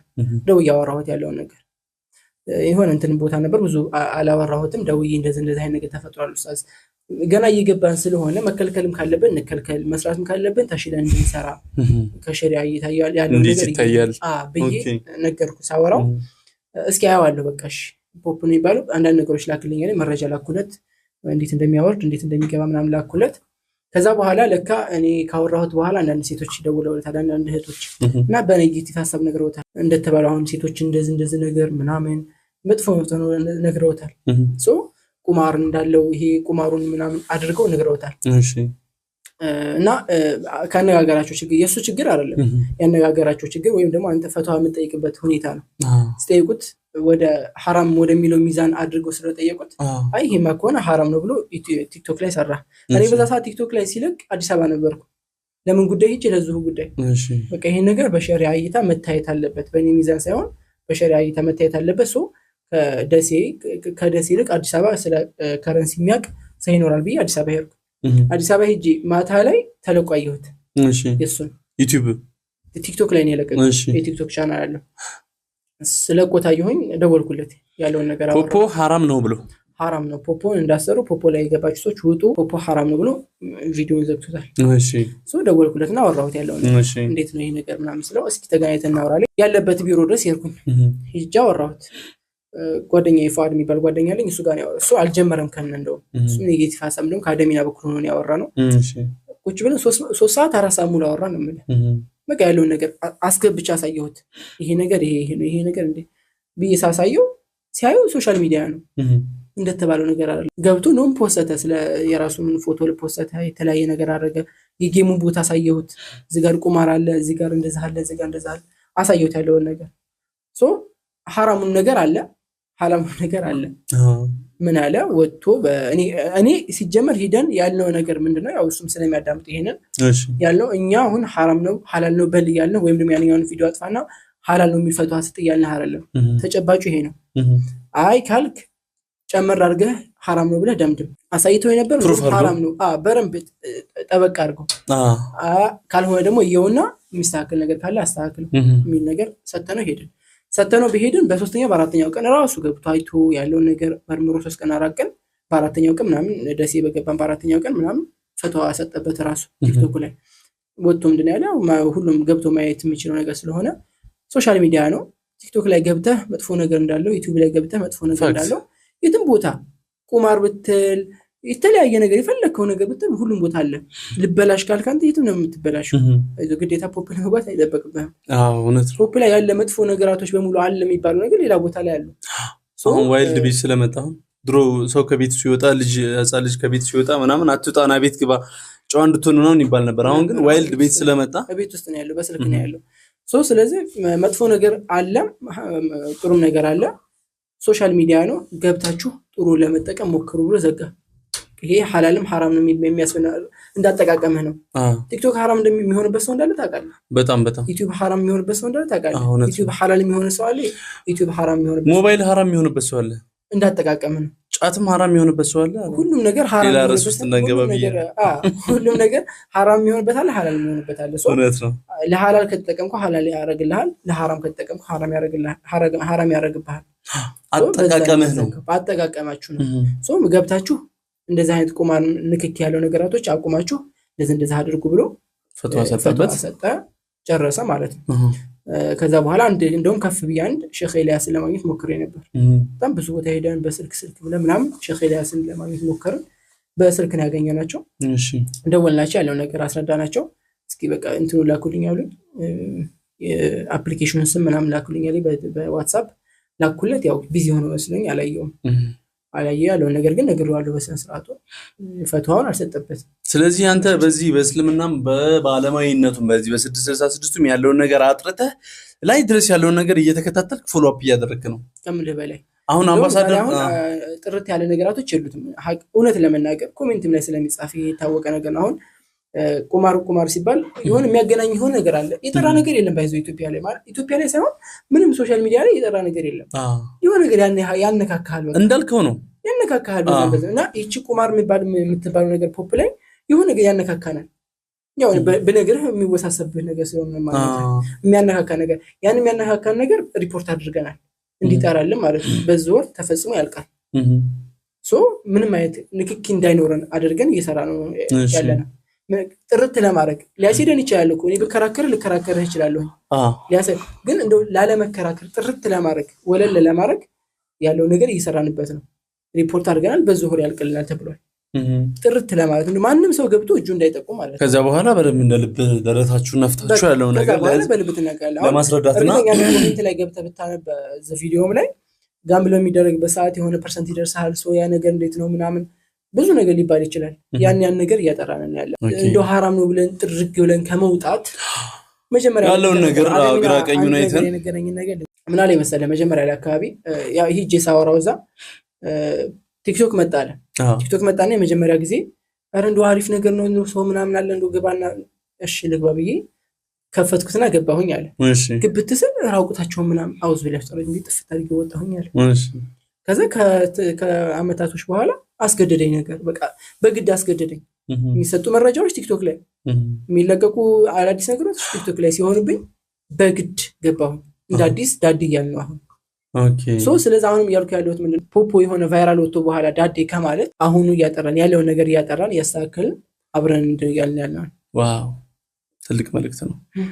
አሁን ለምሳሌ አሁን ቲያንስ ላይ ከዚህ በፊት ተገኝቶ የነበረው ነገር ትልቁ ተከስቶ የነበረው ነገር ምንድነው ሀገራዊ ቅቡልነት መንግስት አልተቀበለውም። ህዝቦች ላይ ያለው ተጨባጭ ጉዳት ታይቶ ከሀገር እንዲሰናበት የተደረገበት ነገር አለ። ካምፓኒውም ለቆ እንዲወጣ ምርቶቹም እንዳይሸጡ የተደረገበት ሁኔታ እናስታውሳለን። ፖፖ ቅቡልነቱ ምን ያክል ነው? ለምሳሌ አጋሮችስ አሉት ወይ? ኢትዮጵያ መንግስትስ እንዴት ያየዋል? እስኪ ያሉትን ነገሮች እስኪ ነገር ካወቀው ንገረኝ። ወደዛ ሀሳብ ስንመለስ አንደኛ የምነግርህ ነገር ከረንስ አሁን ቲያንስ ወይም ሌላ ኔትወርክ ማርኬቲንጎች የሚከለከሉበት አንደኛው ነገር ምንድነው ራሱ አሁን ቲያንስ አለ ለምሳሌ መድኃኒቱ ምን እንደሆነ አይታወቅም። ዝም ብለህ ትወስዳለህ እንጂ ምን እንደሆነ አታውቅም። እዛ ውስጥ ያለ ነገራቶች ማህበረሰቡ ሊጎዳ ይችላል። የምታወጣው ሙጭ አለ ማህበረሰብን ብዝበዛ ነው አንድ። ሁለተኛ ደግሞ ካወጣ በኋላ ደግሞ ተቀብለህ የምትወስደው መድኃኒት ደግሞ ምን እንደሆነ አይታወቅም። ሁለት በጣም ትልቅ ነገር ነው። ወደዚህኛው ስትመጣ ግን የምታወጣው ነገር የለም። በግድ እጅህን ጠምዞ የሚያስወጣህ ነገር የለም። አንድ ሁለተኛ ደግሞ የምትቀበለው ነገር መጥፎ ነገር አይደለም። ኮይን ነው በፈለግከው ሰዓት ወደ ዶላር ቀይረህ የምታወጣው ነገር ነው። ስለዚህ መንግስት ቢገድፈን እንጂ ምንም ነገር ለኛ መጥፎ ደግሞ አሁን እንትኖች ላይ ዜናዎች ላይ የሰማነው ከረንሲዎችን ክሪፕቶ ከረንሲን ሊያጸድቅ ብዙ ነገር እያዘጋጀ ነው ያለው መንግስት። በክሪፕቶ ከረንሲ ልንገበያይ በዲጂታል ማለት ነው ኤክስቼንጅ ሊኖረን ማለት ነው። ሱቅ ላይ ሄደህ አንተ በግዴታ የሆነ ነገር ሽጠውልህ ኮይኑ ሽጠህ ሰጥተው የምትመለስ ላምጪው እንደሚያስገድደው እንትን ላይ ብር ላይ አየው እንደኛ ሀገር አዲስ ነው እንጂ በውጭ ሀገራት ባደጉት ሀገራት ምግበልተ ምናምን ከፍለ የሚወጣው እንደዛ አይነት ነገር በፈለከው በቢትኮይንም በኖትኮይንም በቃ ባሉት በባይናንስ እንትኖች ከፍለ እኛን ቢገድፈን እንጂ የሚያጣጥለን ነገር የለም። ምንም ማህበረሰቡ የሚጎዳ ነገር ስለሌለው ማለት ነው። አሁንም ቢሆን ደግፉን እየሰራ ነው። ባይዘው እዚህ ጋር ማንሳት የምፈልገው ነገር ምንድነው የውጭ ሀገር አረብ ሀገር የሚሄዱ ሴቶች ለኢትዮጵያ ትልቅ ውለታ እንዳላችሁ ታምናለህ? ኦፍ ኮርስ የሀገር ባለውለታ እንደሆኑ የሀገር ካስማ የሀገር ማገር እንደሆኑ ላናቃለን። እውነት ለምን ትልቅ ነገር ትልቅ ገቢ እያስገቡኝ ስለሆነ በፖፕ አማካኝነት እኛም ትልቅ ገቢ እያስገባን ያለ ነው ለሀገር ድርጅቱ ላይ እየወሰድን ከድርጅቱ ላይ በምናገኘው ኮሚሽን ትልቅ ገቢ እያስገባን ያለ ነው። ከውጭ ካሉ ከእንትኖች ጊፍተሮች ከተላልቅ ጊፍተሮች ቲክቶክ እኮ በአቅሙ እኮ እሱም እኮ እንትን ያገኘን አይደል? ከጊፍተሮች ውጭ ካሉ ከአሜሪካ ጊፍተሮች ከረንሲ ጊፍት በምትቀበልበት ሰዓት አንተ ወደ ኢትዮጵያ ገንዘብ እያስገባህ ነው ያለው በተዘዋዋሪ። ቲክቶክ ላይ ማነው ፖፕ ላይ ያለው ሰው ያ ሁላ ሰው ባወጣ ቁጥር ወደ ኢትዮጵያ ትልቅ ብር እያስገባህ ነው ያለ ነው። በከፍ ባሉ ሰዎች ላይ ብነግርህ በሚሊዮን ያስገቡት የኢትዮጵያ ብር በሚሊዮን 60 80 90 ሚሊዮን የሚሆን የኢትዮጵያ ብር ገብቷል። በትንሹ ኢትዮጵያ ላይ 60 70 80 የሚሆን የኢትዮጵያ ብር አፈሳ። አንተ እስካሁን በፖፖ ስንት ብር አግኝተህ? ያው ይሄን ከመናገሬ በፊት አንድ ነገር ተናገሪ ከዛ ወደ ራሱ እንመለስበታለን። ምንድነው ያው ታውቃለህ የኢትዮጵያ ላይ የሆነ ይሄንን እያገኘው ነው ብለህ ስትናገር ፕራይቬት የሚመጣ ብዙ ነገር አለ ብዙ ነገር አለ። የምናገርበት ምክንያት አለ ሰጋጆችን ይጠብቁ እናደርጋለን። የምናገርበት ምክንያት አለኝ የማልናገርበት ምክንያት አለኝ። እሺ የማልናገርበት ምክንያት ያው እንደታወቀ ነው ለደህንነት ስለሚያሰጋ ነው። የምናገርበት ደግሞ አንድ ትልቅ ምክንያት አለኝ። ምንድነው እሱ? እኔ ፖፕ ላይ ስገባ ሞቲቬት ሆንኩት በዚህ ጉዳይ ነው። ኢንስፓይሬሽን ገና ግብት ብዬ የሆነ ሳገላበት እንደ ስገባ የሆነች ናፍሬት የምትባል ኤጀንሲ አለች የኔ ኤጀንሲ ማይን ያሰር ስገባ የምታወራው ነገር መሰጠኝ በቃ ምንድነው ያወራችን ነበር ስለ ብር ነው ስላገኘችው ጋይስ ይታያቸዋል ይሄ በባንድ ወርስ የሰራሁት ነው ብላ እንደዚህ አዙራ አስተሳየ 400 ሺህ ኢትዮጵያ ብር ሞቲቬት ሆንኩኝ። ሁለት ባንድ ወር ውስጥ 400 ሺህ ብር ሰርታ በሰዓቱ እኔ ሳልገባ በፊት ሞቲቬት ሆንኩ ማለት ሞቲቬት ማለት ሆንኩ እኔ ውሸት ነው የመሰለኝ ሲጀምር 50 ሆንኩ እንዳላምን እያሳየችኝ ነው እንዳልጋ እያሳየችኝ ነው። እንዳምናት ደግሞ እንዴት አምናለህ አንተ 400 ሺህ ኢትዮጵያ ብር እኮ ማለት በወር አንድ ዶክተር እንጃ ሬምን ዶክተር በሪል ስቴት ማርኬቲንግ ያናገኘው ነው ማለት መሀል ላይ ሆንኩኝ። በቃ ቴንሽን ሰረቀኝ ይሄ ነገር ለማጣራት ተነሳሁኝ። ከዛ ወደ ማጣራት ገባሁኝ። ሳይ ሞከርኩት ራሴ አውጥቼ ሞከርኩት ምናምን ስሞክረው ትክክል ነው። ሞቲቬት ሆንኩኝ በዛሽ ንግግር የተነሳ ያን ንግግር ባትነግረኝና ለራሴ ለደህንነቴ ምናምን ብላ ብትደብቀኝ ለዚህ ደረጃ አልደርስም እና ለዛ ብዬ ያው የማገኘውን ገቢ እናገራለሁ። ከዛ ውጭ ደግሞ ለደህንነት ለራሴ ደህንነት ስል የማልናገርበት አጋጣሚ አለ። ፖፕ ላይ በወር ከነጥብ በላይ እሰራለሁ። ከነጥብ ሚሊዮን በላይ እሰራለሁ። ከአንድ ሚሊዮን ብር በላይ ትሰራለህ? እሰራለሁ በወር ጎበዝ ዲጋም ይባ ማረኛ። እሺ ከአንድ ሚሊዮን ብር በላይ በወር ትሰራለህ? ከነጥብ በላይ እሰራለሁ። ትንሽ ነው ባይዘው አንድ ሚሊዮን ብር በወር ትንሽ ነው። ምን አላት ያው በቀን በትንሹ አልገባም። ያስፈጫቸው ማለት ትሸከማላችሁ ትቀዳላችሁ ውሃ ትልቅ ነገር ነው እኮ ለኔ 1 ሚሊዮን ብር ሳገኝ ፕላትፎርም ከዛ በላይ ሰርቼለታለሁ። ከዛ በላይ ያገኘው ገቢ ያለ ኢንካም አለ። እሱ ከሚያገኘው አይደል የሚከፍል ከሚያገኘው ኢንካም ላይ አይደል የሚከፍል ማየት እንችላለን። አሁን ስልክ ላይ ምን ያክል ገንዘብ እንዳለ ይችላል። አሁን እስካሁን በኬሪየር ይሰራል ባይዘው የሚዋሽ ነገር አይደለም። ለምን በየወሩ ዳታ ይለጠፋል። ልክ ትምህርት ቤት አንተ አንደኛ ወጣ እንትና ሁለተኛ ወጣ ተብሎ ይለጠፍ የለም። ልክ እዚህም ላይ አንደኛ ወጣ ይሄን ያህል ብር ሰራ ተብሎ ይለጠፋል። እኔ እዚህ በዋሽህ ብደብቅህ ምናምን አንተ ገብተህ የምታየው ነገር ነው። ማንኛውም ሰው ኤጀንሲ የሆነ ሰው ገብቶ የተለጠፈውን ነገር ማየት ይችላል። ስለዚህ አንደኛ አንተ ከአፍሪካውን አንደኛ የሆንክበት ዶክመንትድ የሆነ ፕሮግራም አለ ማለት አለ። ስክሪን ሪከርድ አድርገን ለቤተሰቦቻችን ማቅረብ እንችላለን። ይቻላል። ሁሉም እጅ ላይ ያለ ነገር ስለሆነ ማለት ነው። ኤዲተራችን እዚሁ ስላለ ለቤተሰቦቻችን ይሄን ነገር ማሳየት ይችላል። እስቲ ነው ለኛና እሺ ያው ይሄ ሁሉም ኤጀንሲ የሆነ ሰው ላይ የሚገኝ ኤጀንሲ ራንክ ነው።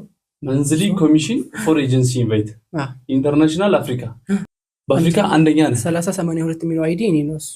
3082 የሚለው 8804 $8,804 ባንድ ወር ውስጥ ቤተሰቦች 8800 ይሄ ኦቨር 1,200,000 ብር አካባቢ በወር 1,200,000 1,300,000 ብር የአንድ ወር ገቢው ይሄው በማስረጃ የሚገርም ነው። አንደኛ ኢትዮጵያ ነው፣ ሁለተኛ ኢትዮጵያ፣ ሶስተኛ የት ሀገር ነው?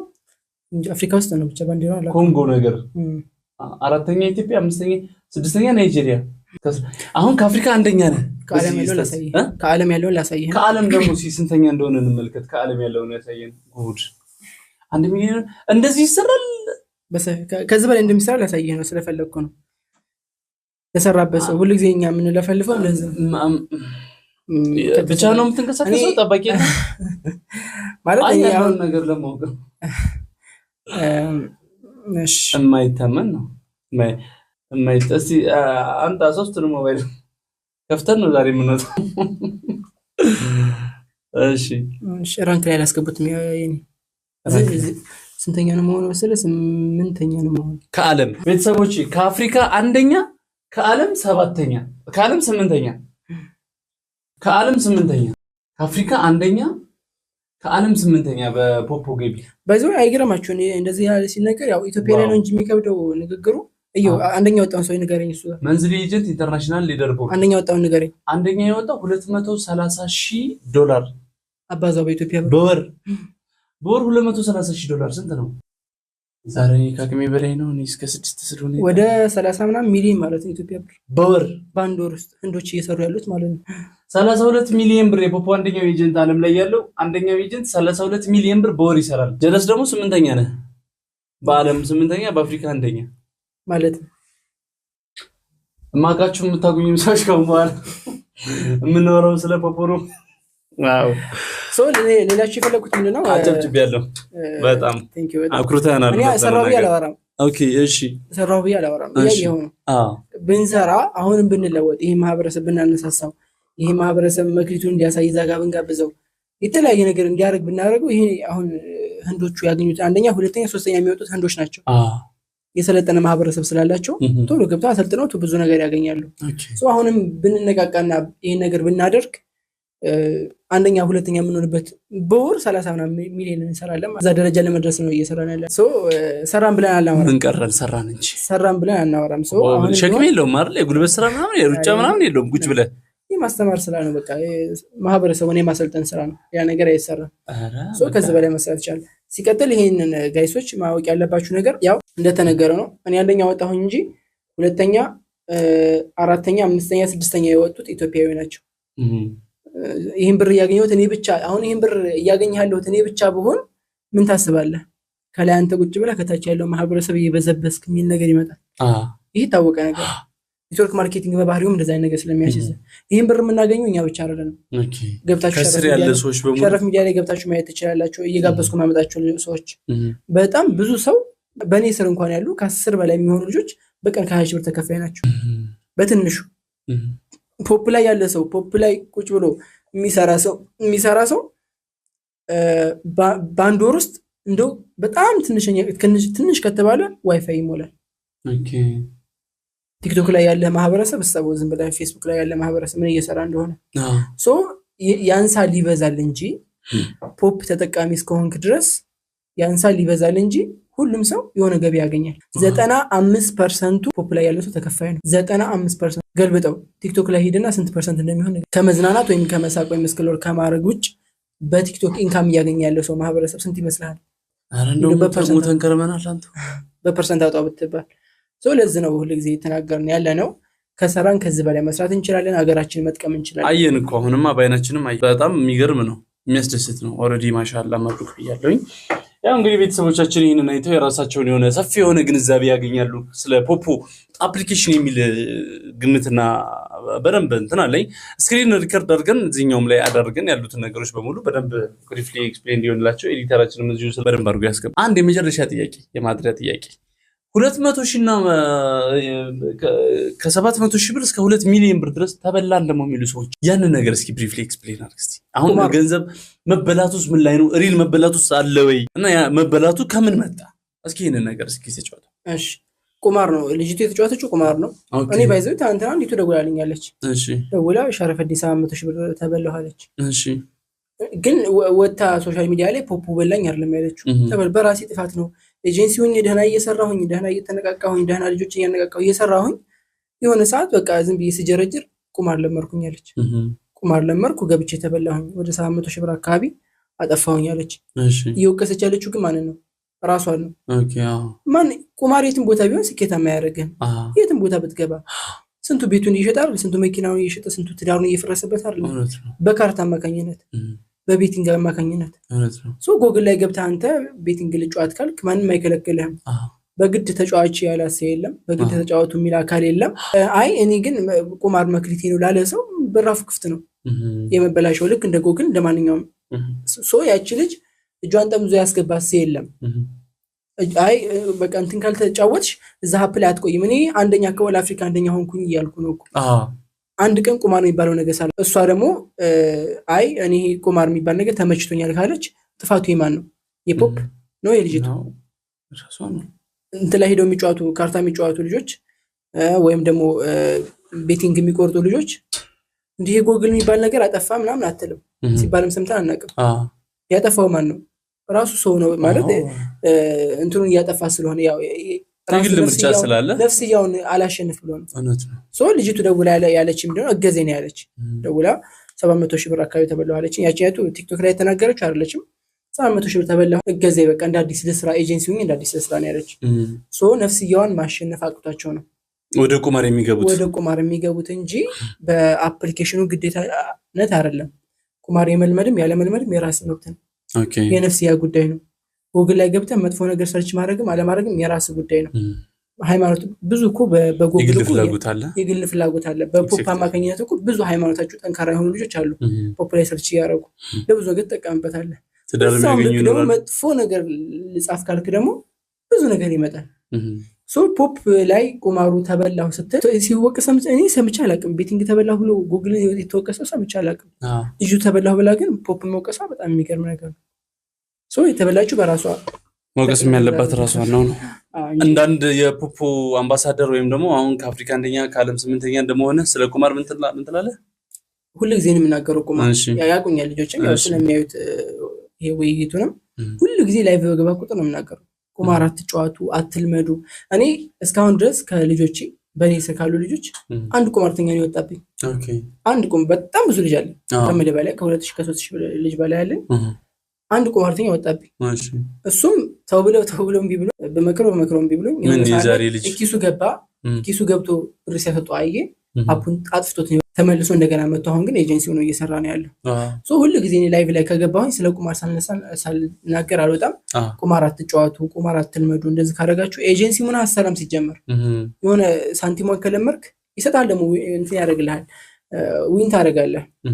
አንደኛ የምትጫወተው ያው ስለ ቁማሩ ከተነሳ የምታነሳው ሀሳብ ምንድነው? የምትጫወቱ ሲስተም ጋር ነው። ያ ነው መጥፎነቱ። እኔ እናንተ ብንጫወት እዛ ሃንድል ይዘን ብንጫወት አንተ እኔን ብታሸንፍ በብቃት ነው።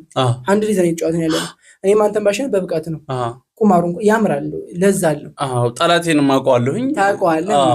ያንኛው ግን ሲስተም ጋር ነው የምትጫወተው። ጠቅ ታደርገዋለህ። ስትነካው ዞሮ ያረፈበትን ይሰጣል።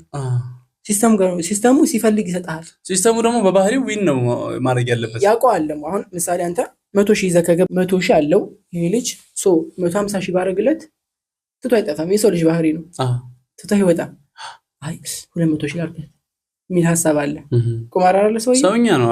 ከዛ 200,000 አድርጎ ብለህ በምትልበት ሰዓት ያወርድህና ዜሮ ያደርጋል። ወይኔ ቅድም 150,000 ሆኖ ነበር እኮ በዛ ወጥቼ በነበር የሚል ስሜት ይመጣል። መልሼ ልግዛና 150,000 ሳደርሰው አቆመዋለሁ ትላለህ። መልሰህ ገዝተህ እንዳመጣህ ሁላ ያውቃል። ለምን ከሰው እንዳስላክ ምናምን ያውቃል ሲስተሙ። ያነባሃል ብቻ ሲከፋህ ያውቃል፣ ስትደሰት ያውቃል፣ ብዙ ነገር ያውቅብሃል። ሳይኮን ቀድሞን የሚበላ ሲስተም ነው። በምንም መልከት ዊን ማድረግ አይችልም ማለት ሲስተም ታረጋለህ። ሲሰጥህ ግን እንደማወጣ ያውቃል። 1 ሚሊዮን ሲሰጥህ አረ የሰው ልጅ ስግብግብ ነን። 2 ሚሊዮን ላድርጋት ትላለህ፣ ትበላለህ። ስለዚህ ቁማሩን አልመክርም። ቁማር አትጫወቱ ብዬ ሁሉ ጊዜ ነው የምናገር። አርት ያለው ሰው አርት ያሳይ። ልክ እንደማንኛውም ሶሻል ሚዲያ እንጠቀመው ነው እያልኩ ያለው። በጣም ደስ ይላል። በጣም ቆንጆ ሰፊ የሆነ ትንታኔ ነው እየሰጠን ያለው። ቤተሰቦቻችን እስካሁን ድረስ እዚሁ ቆይታችሁ ቤታችንን ቻናላችንን ሰብስክራይብ ያላደረጋችሁ ካላችሁ ከታች የምትገኘውን የሰብስክራይብ በተኗን እንድትጫኑልን። በቀጣይ ከሸረፈዲን ጋር በጣም ሰፋፊ የሆኑ አዳዲስ ርዕሶችንም ይዘንላችሁ እንመጣለን። አሁን የመጨረሻው ውስጥ ጥያቄዎች ናቸው ያሉት። ቻሌንጅ ምንድነው? የፖፕ ቻሌንጅ ያው መቼም ስራ አይደለም። እውነት ለመናገር ሎተሪ አይደለም የደረሰኝ፣ ሰርቼ ነው ያመጣሁት። እሺ እና ሁሉ ጊዜ ስራው ሲነሳ አብሮ ቻሌንጁ እንድነሳ ፈልጋለሁ። ምን ቻሌንጅ አለው ይባላል የታወቀ ነገር ነው ስራ እስከሆነ ድረስ። ቻሌንጁ ሁሉ ጊዜ መነገር አለበት ብዬ ስለማስብ ነው። ቻሌንጆች አሉት። ስራ ነው የምሰራው።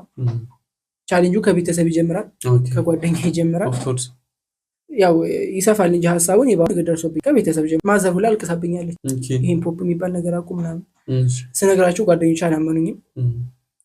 ብቻዬን ብር እየሰራ የነበረው ከጓደኞቹ ተገለልኩኝ። ላይቭ ላይ ምናምን ስለምገባ በዛ ሰዓት ፋዘርና ማዘር ምን መሰላቸው፣ በቃ ይሄ ልጅ ሌላ እምነት ያዘ።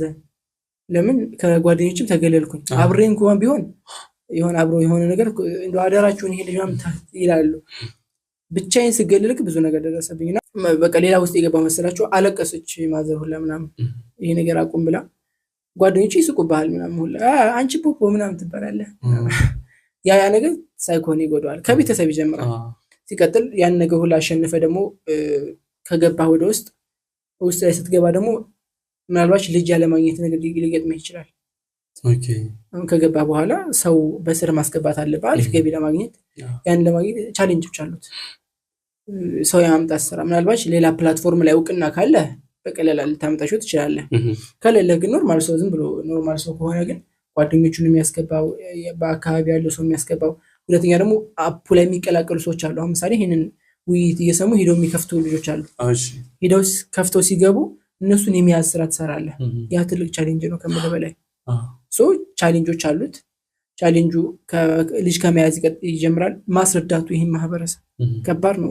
ኔጌቲቭ ሀሳብ ይዞ ነው የሚመጣው። ስለ ኮይን አያውቅም፣ ስለ ፖይንት አያውቅም፣ ምን እንደሆነ አይገባም። በቃ ሁሉም ነገር ዝብርርቅ ያለ ነገር ነው ይዞ የሚመጣው። ያን ነገር እንደገና አውክተህ ነው የምትሰራው። ያ ትልቅ ስራ ነው። በቃ ዝጉሮኔን እስከሚይዘኝ ነው ሳወራ ነበረው። ያ ትልቅ ቻሌንጅ ነው ራሱን ችሎ። ቻሌንጅ እንዳለው እንዳይረሳ እፈልጋለሁኝ። ቻሌንጅ አለው። ግን ቻሌንጁን አንተ ቻሌንጅ እኮ የሆነ ቻሌንጅ ነው ልትለው የምትችለው በገቢ አንጻር የሆነ መጥፎ የሚባል ስራ እንኳን ቆሻሻ የሚባል ስራ ሰርተህ ትልቅ ኢንካም የምታገኝ ከሆነ ስራውን አክብረው ነው የምትሰራው፣ ትልቅ ስለሆነ ኢንካም። ቻሌንጅ አለው። ግን እመኑኝ ቻሌንጁን ተወጣችሁት እዛ ውስጥ አሪፍ ኔትወርክ ካላችሁ ገቢው ብዙ ነው፣ ቀላል ነው። አሁን እስካመርስ አሁን እንዴት ነው ስለሱ ነገር እስኪ ንገረን። ስለ እስካመርነቱ አሁን ቅድም የተነሳው ሀሳብ ጋር ይመለሳል። ይሄ የፊት አሻራ ጋር ይያያዛል። ለፊት አሻራ ነው ፖፖ የሚከፈል። የፊት አሻራና እስካመር ያው የተያያዙ አንድ ጥያቄዎች ናቸው። ለምንድን የፊት አሻራ የሚሰጠው የሚለው ነገር ስታመጣ ስለ እስካመሩ ይመለስልሃል። የፊት አሻራ የሚሰጠው ማንኛውም ዋሌት ዶላር የሚቀመጥበት ማንኛውም ዋሌት የፊት አሻራ ግድ ነው። ባይናንስን ተመልከት። ደግሞ የፊት አሻራ አሰጣጡ እንኳን አንድ አይነት ነው። እንዲበል አይንህም ምናምን ግልጥ ትባላለህ፣ ትገልጣለህ። ማንነትህን ለማረጋገጥ ነው። ሮቦት አለመሆንህም ለማረጋገጥ ነው። የምትንቀሳቀሰው እንደዚህ በሞተ ሰው እንኳን እንዳከፍት ነው። ጨዋታ አይደለም የተያዘው እዛ ቦታ ላይ።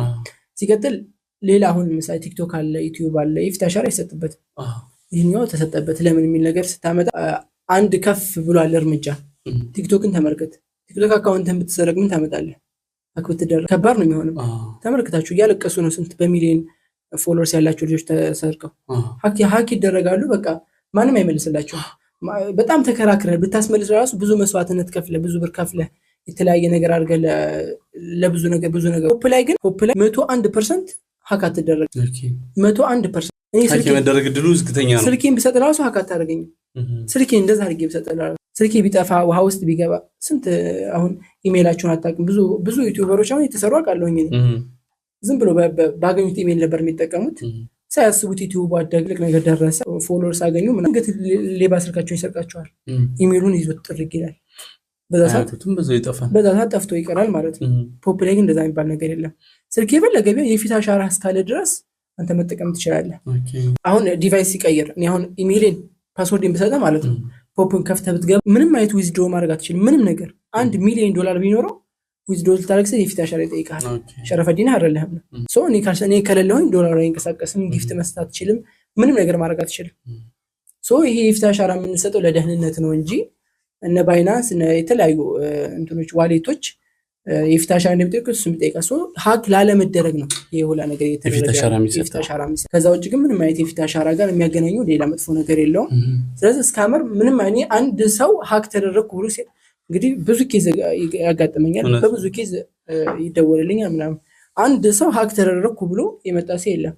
ተመልከት ግን ዩቲዩብ ግባ ቲክቶክ ግባ ሀክ ተደረገው ስንት አብዛኛው ዩቲዩበር ቲክቶከር ሁለተኛ አካውንት ነው ያለው ማለት ትችላለህ ሀክ የተደረገው የፊት አሻራ ቢኖረው ዩቲዩብ በፊት አሻራ መለየት ትችላለህ ማለት ነው ለዛም ነው በሁለት አካውንት ሶስት አካውንት የማይፈቅደው ላይቭ ላይ እንኳን ላይቭ ላይ አሁን ምሳሌ የኔ ስልክ ሰርቃ ላይቭ መግባት አትችልም ላይቭ ስትገባ ስካን ያደርጋል ስካን አድርግ ሸረፈዲን አይደለም የፊት አሻራ የሰጠው ልጅ ነው አይደለም የሚለው ነገር ያያሉ ካልሆነ ይዘጋዋል ካላዩ ሀክ አድርገው ነው ይዘጋዋል ማንም ማስከፈት የሚችለው ሸረፈዲን ብቻ ነው ሶ ይሄ ነገር የማህበረሰቡ ያቀባበል ጉድለት ነው እንጂ ምንም አይነት መጥፎ ነገር እንደውም የሚወደድ ሐሳብ ነው ዩቲዩብ ቲክቶክ ቢያረጋግልህ እንደዚህ አንተ ወጥረህ ነው የምሰራበት ነው ከዛ በላይ ማለት ነው ሶ ምንም አይነት እስካም የሚደረግ ነገር የለውም በጣም በቀን እስካምሮች ይገባሉ የታወቀ ነገር ነው ግን ብዙ ጊዜ ነው ባን እየተደረጉ የሚወጡት ሶ ምንም አይነት 101% ማንም ሰው ሀክ ተደርጎ ያቅም አይደረግም ወደፊት አሁን እንዴት ነው ፖፖ ለመጀመር አሁን ለምሳሌ አሁን ይሄንን ቪዲዮ አይተው ወደ ፖፖ ቢዝነስ ወይም ደግሞ ወደ ፖፖ ስራ መግባት የሚፈልጉ ሰዎች ካሉ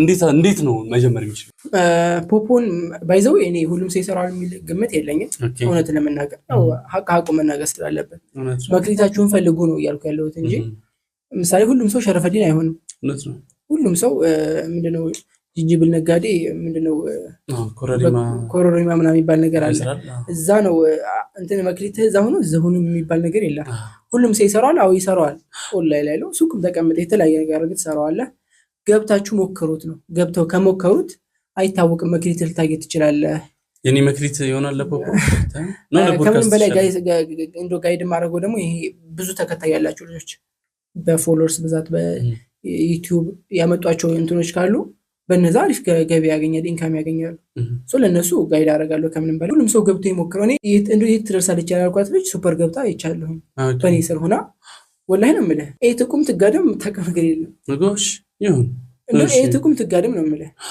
እና እዛው ፈልጋ አገኘቻት ኮፒ እንደዛ አርጋ ፔስት አርጋ ኮፒ ማድረግ ለራሱ አትችልም እኔ እንትን ላይ ስክሪን ሪከርድ ያርክ ያሳያል እንደዛ ታርጌት እንደዛ አይነት ልጅ ሰርታ ሱፐር የገባች ልጅ አለች ሱፐር የገባች ልጅ በቀን ሱፐር የገባ ሰው ባይዘው በቀን ከ15000 ብር ላይ ያገኝ ዴይሊ ማለት ነው ትንሽ በቀን ዝቅተኛ ከተባለ 15000 ብር ቋሚ ከገባ በቀን 15000 ብር የሚያገኙ ብዙ የአረብ ሀገር ሴቶች ኢትዮጵያ የገቡ ልጆች አውቃለሁ እዛ ሆኖ እየሰሩት ወደ ኢትዮጵያ ይገቡ ይሄ ሁላ ዙሪያው ላይ ነገር የፈለኩት ምንድነው ፖፑላር ለመጀመር ዕውቀት አያስፈልግም ዲግሪ አያስፈልግም ዲፕሎማ አያስፈልግም ማንኛውም ሰው ገብቶ ይሰራው የሚችለው ስራ ነው ሁሉም ሰው የሚያስተናግድ ቦታ ነው ፍላጎት ብቻ ነው ያ ነገር ገብቶ ማየት ነው ያለው ነገር አይቶ እነሱ ጋር የሚሄድ ከሆነ በሚሄደው መልኩ አድርገው ብዙ አማራጮች አሉ ፖፑላር ገብተህ ግዴታ ቪዲዮ ልቀቅ አትባልም ቪዲዮ ምትለቅ ከሆነ ቪዲዮ ትለቃለህ አንዳንዱ መፖስት ይመቻል ፎቶ እየተነሳ እዛ ትፖስታለህ በቪዲዮ እንደሚከፈል ታውቃለህ ኦኬ በቪው ይከፈላል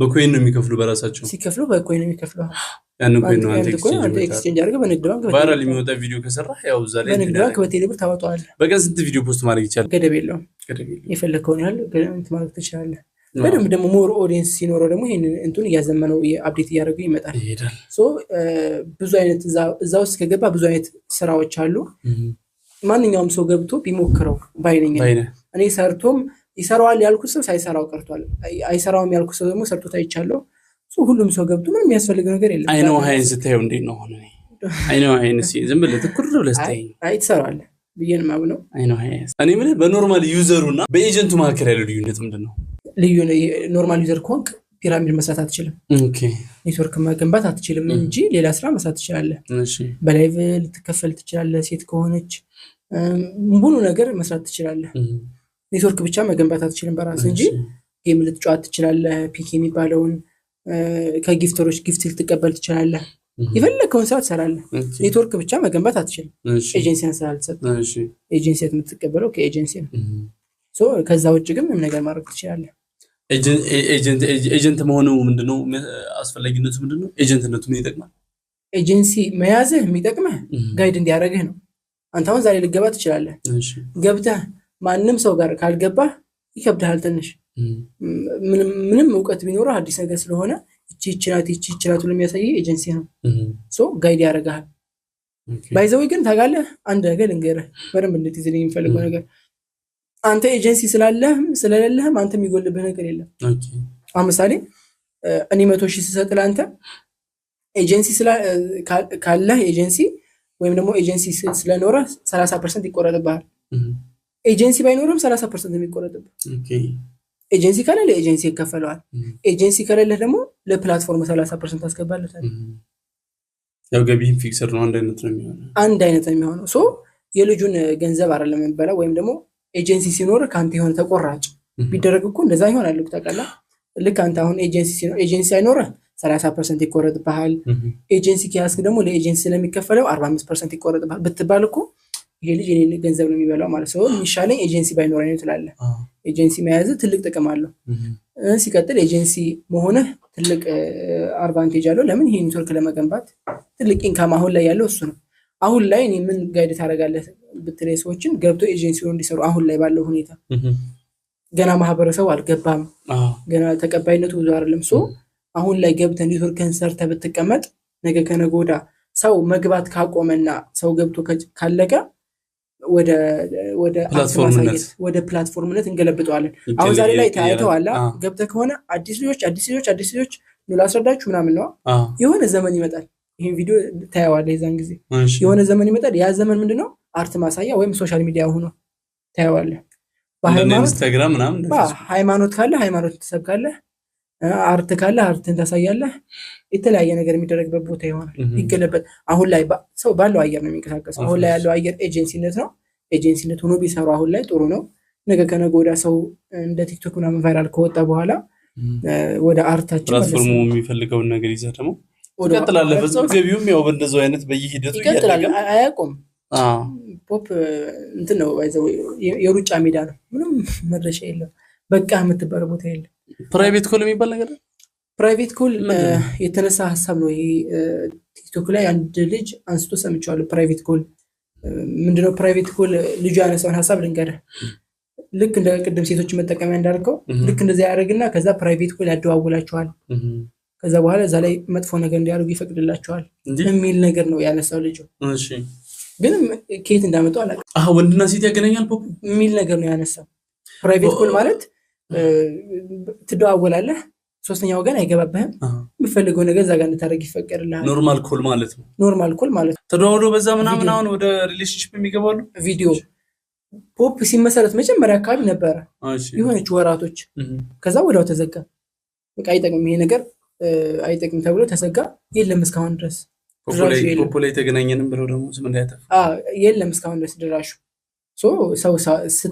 ሰው ሲያወራ ፕራይቬትም ኮል ይሁን ምንም ነገር ሐሳብ ሲነሳ በማስረጃ ይሄው እዚህ ጋር እኮ እንደኛ አሁን በማስረጃ ነው ያወራው።